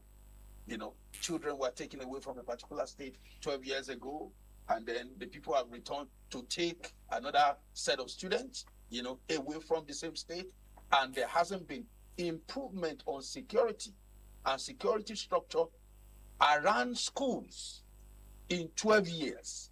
I mean, who does that? Okay, how would state police help in this matter? What difference do you think it will make? You see, I don't see the difference it's going to make. Why? Because I have said the times to that number. Nations are not built from top to bottom. Nations are built from bottom up. Does that not agree with the state police? Especially when you are talking about proper federation. Now, we've had the executive bills forming the Development Commission. We are thinking about another executive bill sent to the National Assembly on state policing. That in itself is a problem. The federating unit should determine the life of our federation. You can't marry a woman without paying her down and say you have a marriage. There has to be a proper transaction, at least a minimal transaction between your family and our family of paying down. Now, Nigeria has annexed all the federating units, and they are not giving us a choice. They want to force things down on us. It should be the people who should determine the kind of structure that we want, inclusive of security arrangements. Now, a federal structured police policy, it's in itself a problem. That means the National Assembly determines the operations without the peculiarity of each state in that law. Okay, so I don't spend too much time on this. Now, the Senate has passed the bill on state police. What difference is that going to make? Absolutely no difference. Why do you think so? Because or why do you say so? I don't know if you heard this news, just to put this in better perspective. I read, was it yesterday or today, the IG on a visit to Enugu State said Enugu is a model. He was bowled over by what he saw in Enugu. He said that's the perfect model for a state police, because he said you could they have AI powered surveillance all over the state, and that even within minutes of anything happening, they're able to monitor the forest very well. With anything that happens within 4 minutes, a rapid response squad can be at any part of the state. You know, within 30 minutes or within 4 minutes? 4 minutes, I think. I may be wrong. I'm trying to remember now. That they will deploy immediately. Now, that is one state doing that. At the federal level, it becomes a bit huge. Don't you think that, I mean, not all states may get it right, but do you not think that the individual vision of the governors could make a difference. Absolutely. I just have to concur in that respect. And let me say also that it's a shame for somebody in the position of the IG to go to a state, see that, and ask that it's a model for the police, for all the other states. Why is it not a model for the federal structure? That's the question we should ask. They don't get funding. It's the state government that still buy vehicles and provide things for them. Fine. Now, let's come home. Do we have satellites launched in Nigeria? We have the Nigeria Sat-2 and the Nigeria Sat-X. You know, how have we deployed them to our security issues? What are the gap area? You know, because when talk is cheap, you know, but beyond talking, what are the steps that we are taking? Now, Enugu has done well, fine, we clap for Enugu. How well is Lagos doing? Because Lagos also have the resources. Lagos is a smaller area to manage. But Lagos is safer than it used to be. It had a terrible reputation before. Of course. But what I'm saying is that let's look at each of these states, you know, one after the other, and look at what the security situation had been, you know, in these places.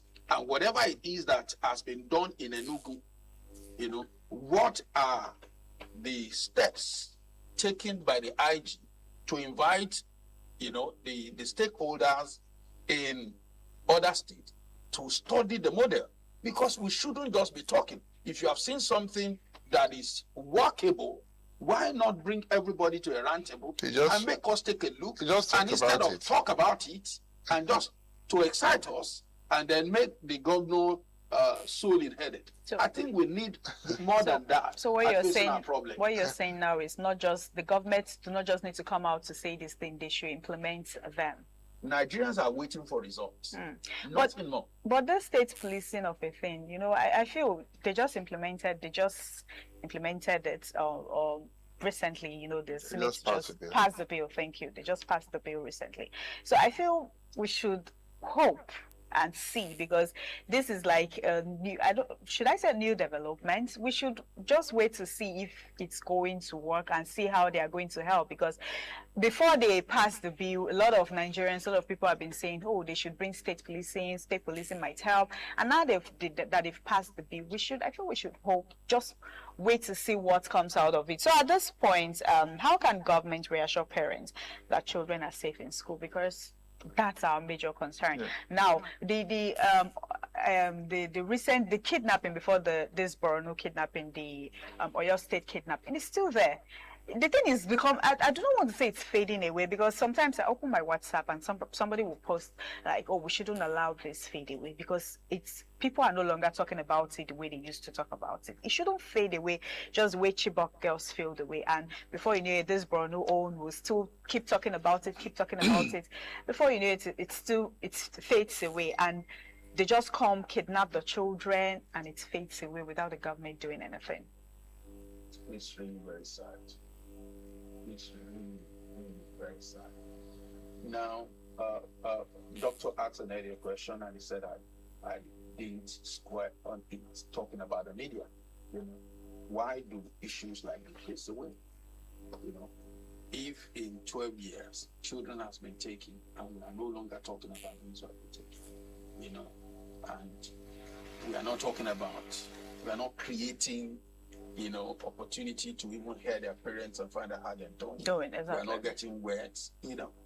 Children shouldn't fade away. You know, the Yorubas have a saying, they said, meaning that your child is no more, is better than your child is missing. You know, because at least you have the corpse in your hand to bury.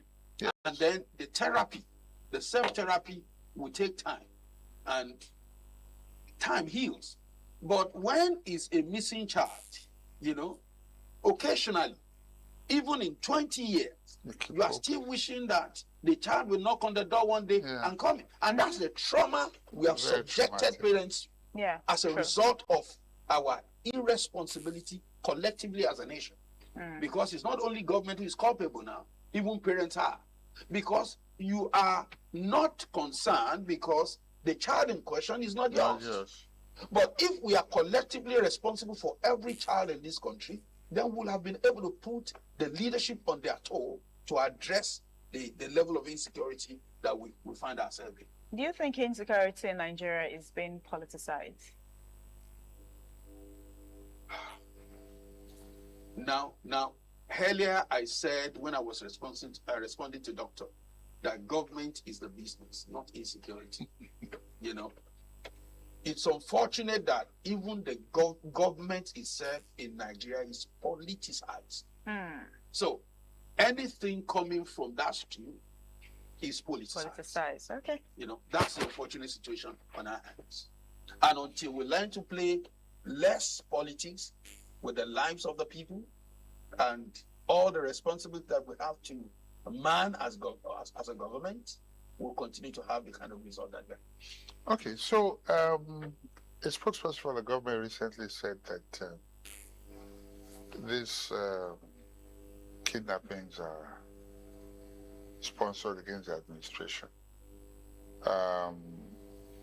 Maybe because of the elections and all that. And when we started talking, you said something yourself that, you know, leading to the elections, Chibok girls were kidnapped. Is there a correlation between election year and, you know, the increase in kidnappings? If yes, why do you think this is so? If no, then what seems to be happening? I think we should be asking the people in government this question. Because in 2014, these were the rhetorics. The government of the day then felt that the insecurity was being engineered by those who wanted them out of power. Exactly what we're having now. Who were those people that wanted the government back then out of power? Of course, they are the one in power now.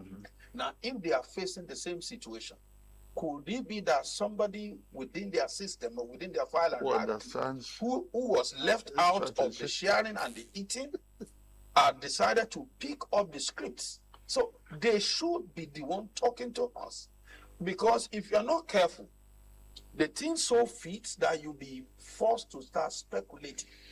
And you know, at this level, on the national television, we can't be speculating now. But it looks like the same pattern we saw in 2014 is what is repeating itself. You know, the Senate president said something similar. He said, you know, the oppositions, they're actually using this whole insecurity thing against the president. That we should watch, according to him in his words, we should watch that after election, we would see that insecurity would, you know, reduce, the whole kidnapping stuff will reduce. So it's at that particular video he made, under the comment section, a lot of persons were saying, is it that those government officials, they know those people, they know the people that are behind all those kidnapping, those bandits, those ISWAP, and they because for him to make that statement, according to the comment section, for him to make that statement, it means, oh, okay, they're just using this whole thing because election is coming, election is already closed. You know, after election, we should watch and see that kidnapping, the insecurity would reduce. And some persons have been saying, oh, is it that most of these government officials or most of these persons, they're working with these bandits, these kidnappers, ISWAP and all of that? Okay, before you answer, just to add, and you will answer. If they have this information, what should their reaction rightfully be? Because if you have advanced information, it's like expo in exam. You know that this thing will happen. Because they are saying, watch, this is happening because of this. What should government's true reaction be? Just add that to it. It's amazing that these people are chosen to, from time to time, insult, you know, our collective sensibility. Now, between 2015, we had a new government. We had APC government in place from 2015 till this moment.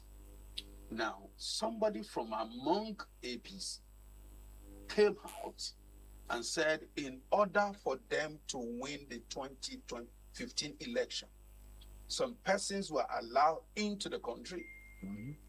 Now, that person is alive. He has not been arrested by DSS, invited by DSS to provide information on what actually happened. They are in government. There had been an increase in insecurity between 2015 and 2023. Check the statistics. From 2023 to now, 2026, the story has not been different. Now you are telling us false hope, giving us false hope to just look beyond what is happening and go ahead and still elect us. Naturally, this thing will just address themselves. Now, who does that? And like Doc said, if you are privileged to see the question before an exam, you have no reason to fail. So if they already know this is what is happening, then who are the people perpetrating that? And that those are the people they should go after. Now, when you look at the whole thing, it makes us look like a bunch of unserious people in the eye of the world when we give excuses like this.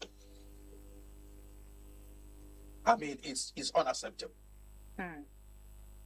Okay, Governor Zulum has been seen as a progressive governor in the sense, when I mean progressive, I'm not talking about the political progressive, in terms of, well, he's a professor, he's educated. We have seen good schools, modern schools that he's built, and we've seen other infrastructural things that he's done. And you made a very valid point, and I agree with that point, because I was working on a project somewhere around near the refinery area in Lekki side, and it had to do with some schools as well. And I remember head teachers of at least 2 of those schools saying, "We are grateful for what we are getting and all that, but these schools need to be fenced for our." And this is Lagos, that is not even under immediate threat yet. So the teachers saw that. Is it that at their government schools, while they are busy building new structures, beautiful modern structures, the schools in the hinterland are left the way they are, and nobody is thinking about perimeter fencing. As a media organization, as an analyst, our job is to be able to point government in the right direction. How can we tackle this? And also in tackling this, university education, they have their TED fund, where they should do developments and all that attacks. But it's like the very foundation, primary schools, nothing seems to be working. Away from criticizing, we want to look at solutions now. How would you advise government? What should they do? Because, like I said, the government is doing what he's doing there and all that, but what should they be focusing on now? If you were in position, what should they be focusing on now to protect our future? That's our children. Well, let me agree with you on Zulum that he has done well. The number of out-of-school children in Borno had reduced from 2 million to about 800,000. And that's remarkable.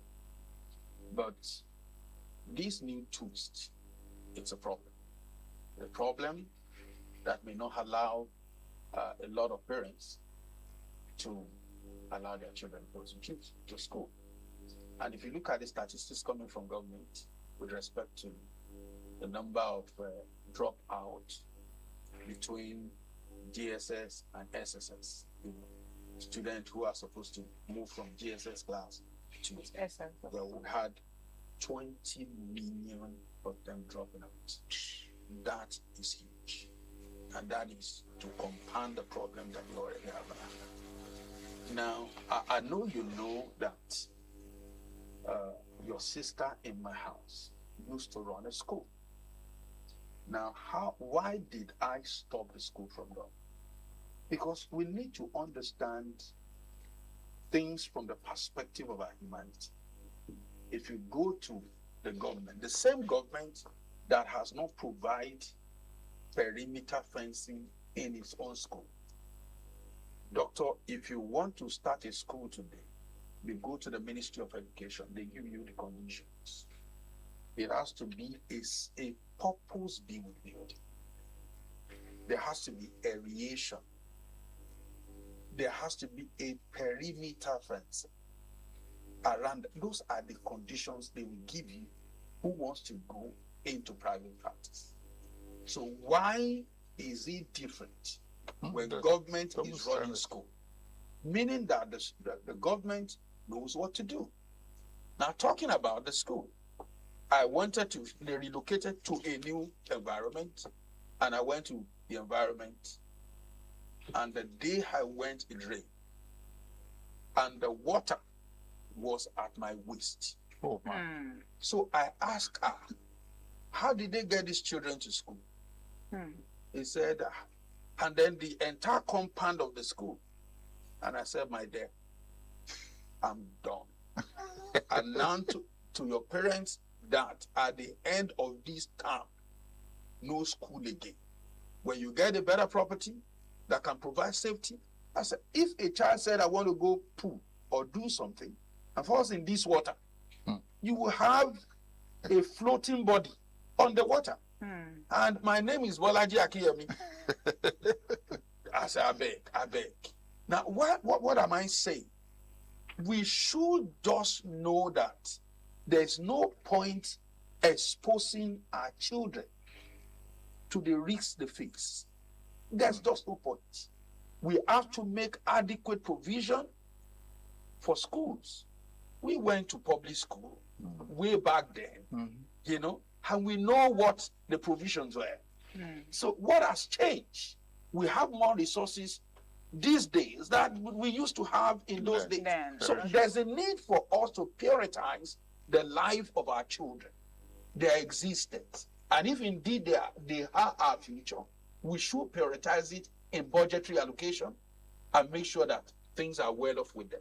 Okay, we're saying, apart from the fact where we want the government to do whatsoever they need to do fast to curb insecurity, what about we as individuals, we as a citizen? Because I had a guest here that said we are not being patriotic enough, that we need to be patriotic Nigerians, that the fault shouldn't just be from the government. We shouldn't blame the government. We should also blame ourselves. Do you think there is something we as Nigerians or we as a citizen need to do to curb insecurity, to help the government? I'm not comfortable with that narrative. You know, okay, so who do we blame for the attack in Lhasa? The parents of the children who allow their children to go to school. Absolutely not. Me and you in the studio here who's talking about the situation. How is the security of the Lhasa Day Secondary School my beat or your beat? You know, if we want to pancake things, we should look for better things to pancake, not things that has to do with the life of our children, you know, and our security. All right, thank you. We should not. Thank you so much. Thank you so much, sir, for your time. Always my pleasure. It's been a wonderful time. It's great to have you here. We'll be having more and more of these discussions, but in the meantime, I'm hoping that the remaining 37 people in captivity are released.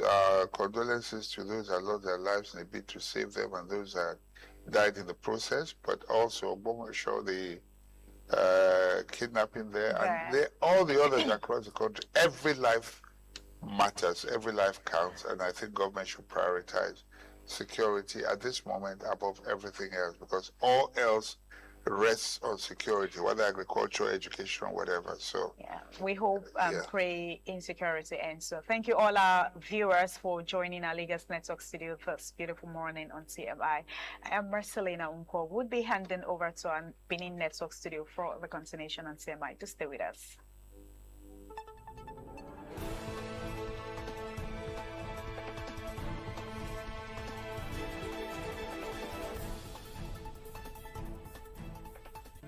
Situated.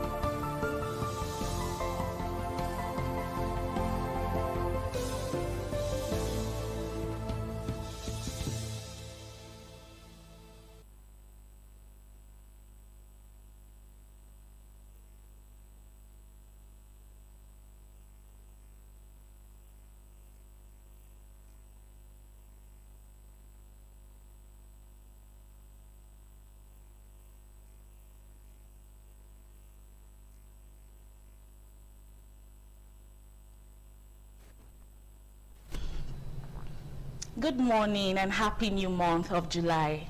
Welcome to the news update at this hour. I am Amara Chukwu Azuka. Edo State Deputy Governor, Right Honorable Dennis Idahosa, on Tuesday led APC candidates and supporters for a ward-to-ward campaign in Ovia Southwest local government area ahead of the July 11 local government elections. Deborah Ogbenfo reports that the campaign train visited 3 of the 10 wards in the local government area.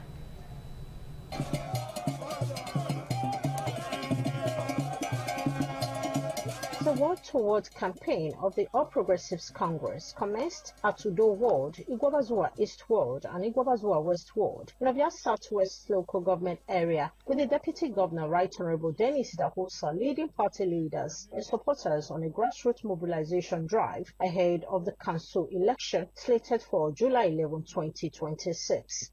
APC is a progressive party. Yes, sir. Wabege with the support and through the leadership of the executive governor of our dear state, he has turned Edo State to a construction site. Yes, sir. Now security is in the top burner of the agenda.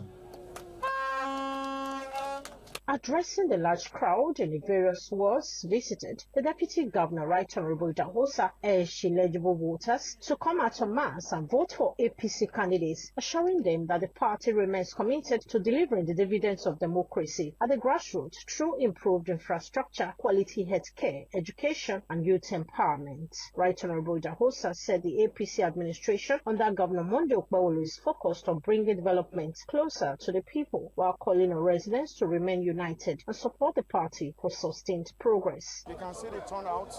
First it was in Udo Ward, Igwabazua East and Igwabazua West. We visited those 3 wards and the turnout was amazing. But apart from that, we can see that this election will be keenly contested. We are not taking this election for granted.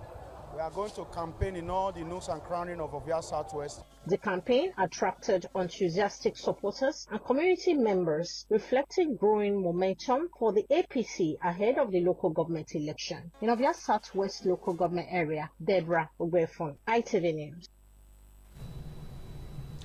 Edo lawmakers have repealed the Edo State College of Agriculture and Natural Resources Law of 2019 and enacted the Edo State College of Agriculture, Science and Technology Law of 2026. Assembly correspondent Joy Obarisiagbo reports that a judicial reforms bill also scaled second reading. During Tuesday's plenary, lawmakers resolved into the Committee of the Whole to repeal the Edo State College of Agriculture and Natural Resources Law of 2019, to consider the College of Agriculture, Science and Technology Law of 2026. The bill for the law to repeal the Edo State College of Agriculture and Natural Resources Law 2019 and enact the Edo State College of Agriculture, Science and Technology and it was considered pass by pass. The agreement that this constitution should be adopted by this House, please say aye. Those against say nay. The ayes have it. The bill scaled third reading and will be forwarded to the Edo State government for assent. In other developments, Speaker Blessing Agbebaku sympathized with residents affected by 3 days of heavy downpour across the state. It is disclosed that more than 5 houses collapsed in his local government area as a result of the rains. I want to use my co-government as a case study where more than 5 houses, though the more houses inside cement, they went down because of the rain. They also want to let them know that we are with them.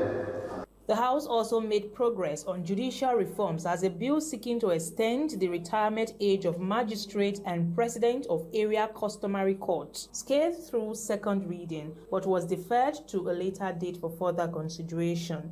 From the Edo State House of Assembly, Joy Obaisiagbon, ITV News. Delta State Police Command has announced a major breakthrough in crime fighting by arresting a member of a kidnap syndicate, recovered arms, ammunition, illicit drugs, and vehicles.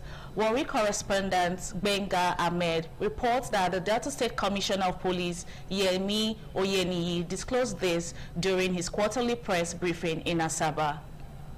Displaying assorted illicit drugs, including arms, ammunition, and vehicles recovered from armed robbery suspects, drug traffickers, kidnappers, and other weapons.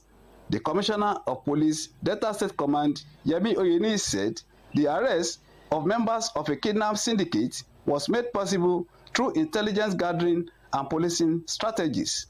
CP Oyeniyi assured residents of the state that police are ever ready on tackling the menace of criminal elements in the society and make the state safe. The police boss solicited for cooperation from members of the public by furnishing the police with useful information. Operative of the command, acting on credible intelligence, arrested a suspected kidnapper, Shehu Malami, age 45 years, at Ogo Market, Ugeli. Following his arrest, the suspect led operative to his hideout in Agbaroto, where one AK-47 rifle and 63 rounds of live ammunition were recovered. According to the police commissioner, revealed that the second quarters of the year recorded significant successes with several arrests of armed robbery suspects, cultists, drug traffickers, and recovery of sophisticated arms and ammunition. From Warri, Benga Ahmed, ITV News. Prominent Benin-based legal practitioner Dele Igbenedion Esquire has withdrawn his counsel to Jessica Igodala Ogwonwe in an ongoing case concerning the daughter of Uyi Technical at the Federal High Court in Benin City. The developments followed the filing of a notice of change of counsel by the defendant, notifying the court that she had engaged a new lawyer to handle her defense. Efosa Uwangwe has details. At the resumed hearing on Tuesday at the ongoing Oyedata's death, Barrister Dele Igbenedion informed the court, presided over by Justice B.O. Quadri, that a notice of change of counsel had been filed on behalf of the defendant by C.I. Eikioya Esquire of C.I. Eikioya Law Firm. He subsequently announced his withdrawal from further appearance in the matter. He also stated that the new counsel had been fully briefed to assume responsibility for the defense of the case. Copies of the notice were served on the prosecution, represented by Police Prosecutor P.O. Ojon Esquire, Benin City, formally notifying all parties of the change in legal representation. Counsel to the nominal complainant, Uyi Technical, Olayiwala Afolabi SAN, who appeared with Douglas Ogbankwa Esquire and A.O. Enobabo Esquire, did not oppose the withdrawal but submitted that the procedure ought to have been initiated by a motion on notice. Following the proceedings, Justice B.O. Quadri adjourned the case until October 8, 2026 for continuation of hearing. Recall that at the last adjourned date, the prosecutor had sought for more time to enable him gather additional information in furtherance of an earlier order of the court which had earlier been granted an order for substituted service. From Benin, Efosa Wangwe, ITV News. And that report ends the news at this hour. Thank you for watching. I am Amara Chuku Azuka. Good morning.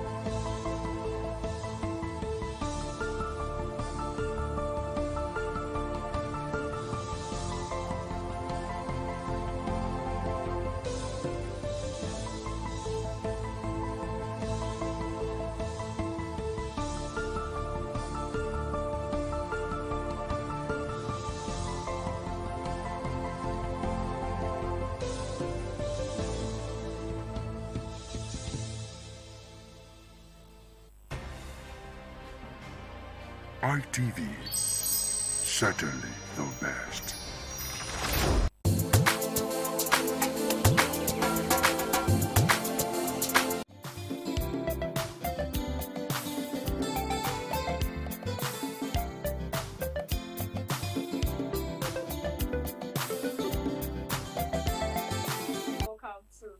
Socials, where we talk about trending stories on social media, and of course, to get to hear people's reaction about each particular story. Okay, our first story, we will be talking on the xenophobia attack in South Africa. We are tired of, yesterday was the deadline they gave to other African countries to leave their countries. I mean, go back to your countries, go back to your countries. And we saw a lot of videos on the internet yesterday when they were protesting and telling other African countries to go back to their country. And we also saw a South African woman who is married to a Congolese man who said, we are tired of being given drugs. That is, other African countries are giving drugs to their children. And according to her, go back to your country and fix your country. Let's take a look at the video before we go to the reactions. Began. This is the deadline set by anti-migrant groups for all undocumented migrants, mostly Africans, to leave South Africa. Let me speak to one of the people who's marching here, Palesa. Why are you out on the streets today, Palesa? Because we are tired. We as South Africans, we are tired of being given drugs. Our kids, right, are given drugs. And our husbands, our mothers, they are on drugs because of illegal. There is no evidence of the drugs, but you're married to a foreigner. You're married to a Congolese, right? Yes, I do. Yeah. And he is documented. Yes. And we met when we were 19 years old. Right. Think about it. He was not having a mind of drugs or whatsoever. Right. Oh, all right. Okay, and you are. A lot of people say this march is xenophobic. Do you agree? I don't agree. We are not xenophobic.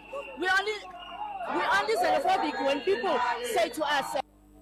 All right, let's take a look at people's reaction. This person, Peter, says, at the moment, South Africa is better than Nigeria, security-wise and economically, but you will plead with an average Nigerian to get into our PVC, vote, and even bribe them to go for protest to fix their country. You all should come back. Let's suffer together. Okay, another user says, every country has the right to enforce its immigration laws, but it should be done through lawful processes, not mob action or violence. This is becoming something else. South African president, talk to your citizens. Okay, let's take a look at another user on X. This user says every country has the right to manage its borders and enforce its immigration laws. At the same time, protests should remain peaceful and innocent people should never be targeted because of their nationality. The real challenge is finding solutions that uphold both national security and human dignity, love, and peace. Okay, let's take a look at another reaction. Attacking ordinary shops and innocent people isn't going to stop the drug trade.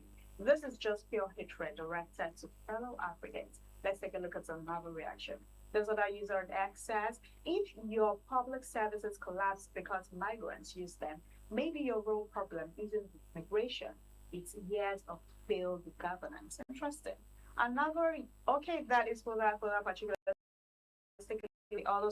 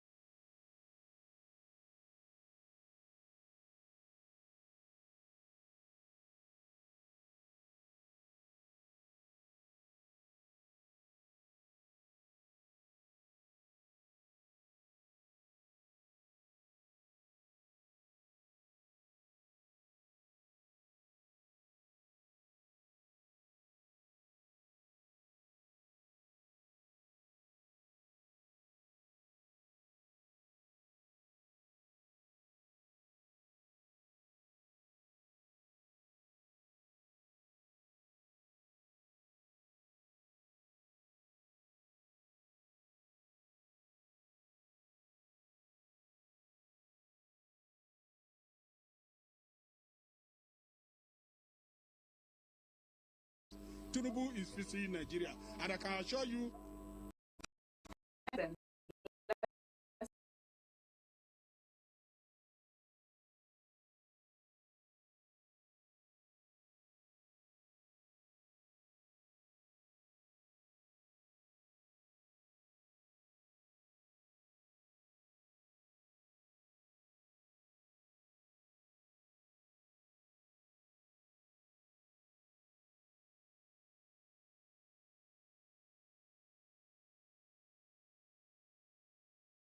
poverty rates climbed, high inflation rates and many businesses folded, blaming predecessor but forever won't fix the present pain most families feel. Okay, let's take a look at another reaction. This other user said, so did he become the president to monitor the problem or provide a solution to it? We are tired of flimsy excuses. If he cannot do the job, he should simply resign. Okay, that is for that. This other user, why didn't you to give good luck in village?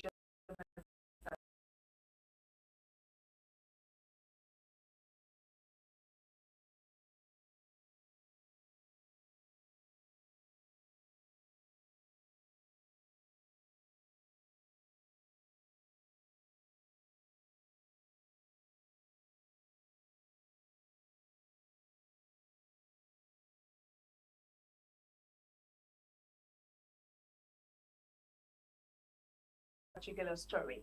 There's a video of Pastor Ige Adeboye currently trending on social media and X, where he speaks on President Tinubu's effort to end insecurity in Nigeria. He said, I don't expect those who are saying Tinubu has not done enough on terrorism. You don't expect Tinubu to go and put on khaki to go and fight. Tinubu has done his bit. And this particular video has got a lot of people talking and sparked different reactions on social media. Take a look at the video before we go to the reactions. He contacted US. He called a meeting of the big officers. What he told them, I don't know. And I don't need to know. Because he's commander-in-chief. And when the commander-in-chief is giving instruction to his subordinates, who are you to be there? And after all, and this is, I need to make this one clear, I don't support those who are accusing the president of not doing enough. When the commander-in-chief had given instructions to his subordinates, he has done his bit. Okay, this user says, there was a time Christian leaders have nothing to do with politics. Many of them avoided it completely. Then one day everything changed. Priests started becoming governors, pastors started becoming ministers and holding political offices. And the worst part, some of them turned out worse than the politicians who have been in the system for decades.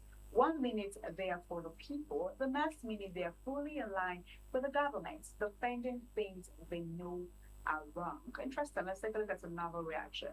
This person on X says, nobody expects the president to wear khaki and pull a trigger, but they do expect effective security strategies. military accountabilities, and a complete end to the killings. The he has done his bit excuse isn't enough when citizens are still unsafe. Okay, let's look at what another user is saying. Abayomi says, men like these will make you feel Christianity is a scam. The same man that nearly crucified Goodluck Ebele Jonathan in the same man championing Bola Ahmed Tinubu. Okay, let's take a look at another story that is for that particular video has been making waves on social media, and it has sparked different reactions. We've been seeing the flood in Lagos State recently, and there's a particular video that has been trending. I mean, go to the internet, you see different videos about the flood, the rain, the flood in Lagos State in particular. And this particular video has been trending, flood sweeping cars and properties through Shogule and Mafoluku Oshogo, Lagos State. Like I said, different parts of Lagos State, but this particular video has sparked a lot of reaction. The flood has damaged lives and properties. Take a look at this video before we go to the reaction. How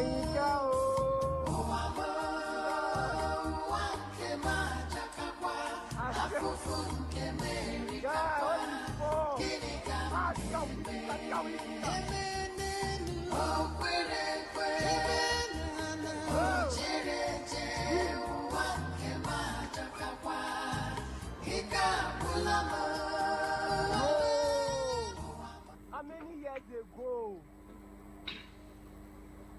Guys, this is reaching me. I'm here to shout how many years ago. But I go carry on a thing for up.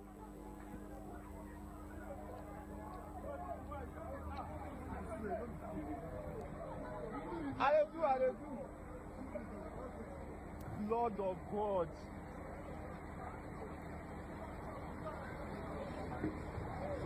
I'm gonna have to blood this side though.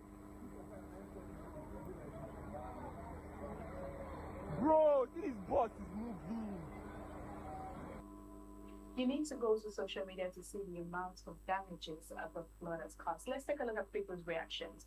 This person said, let's be real though, because I kept saying this. How do a whole state that shares Pacific connections and basically have water, have land, rebuilt on the sand field to a point that they forget drainage, water connectivity, and all that? Okay, let's take a look at another reaction. If this doesn't happen to people, they won't learn. Let there be sanitation, they would say no. Don't block drainages in our life. They no will answer. This is bad, though. Okay, let's take a look at another reaction. This other user said, this is what you get when you fix the road of Lagos without first fixing the drainage system. People also need to stop pouring their debt into the drainage system to avoid and reduce this. Okay, let's see what another user has to, that is for that. This is all we've got for you for TMI Socials this beautiful morning from our Lagos studio. Thank you all our esteemed viewers for joining our Lagos Network studio this morning, our Benin Network studio, and also our Abuja Network studio on TMI this beautiful morning. Do have a beautiful day out there.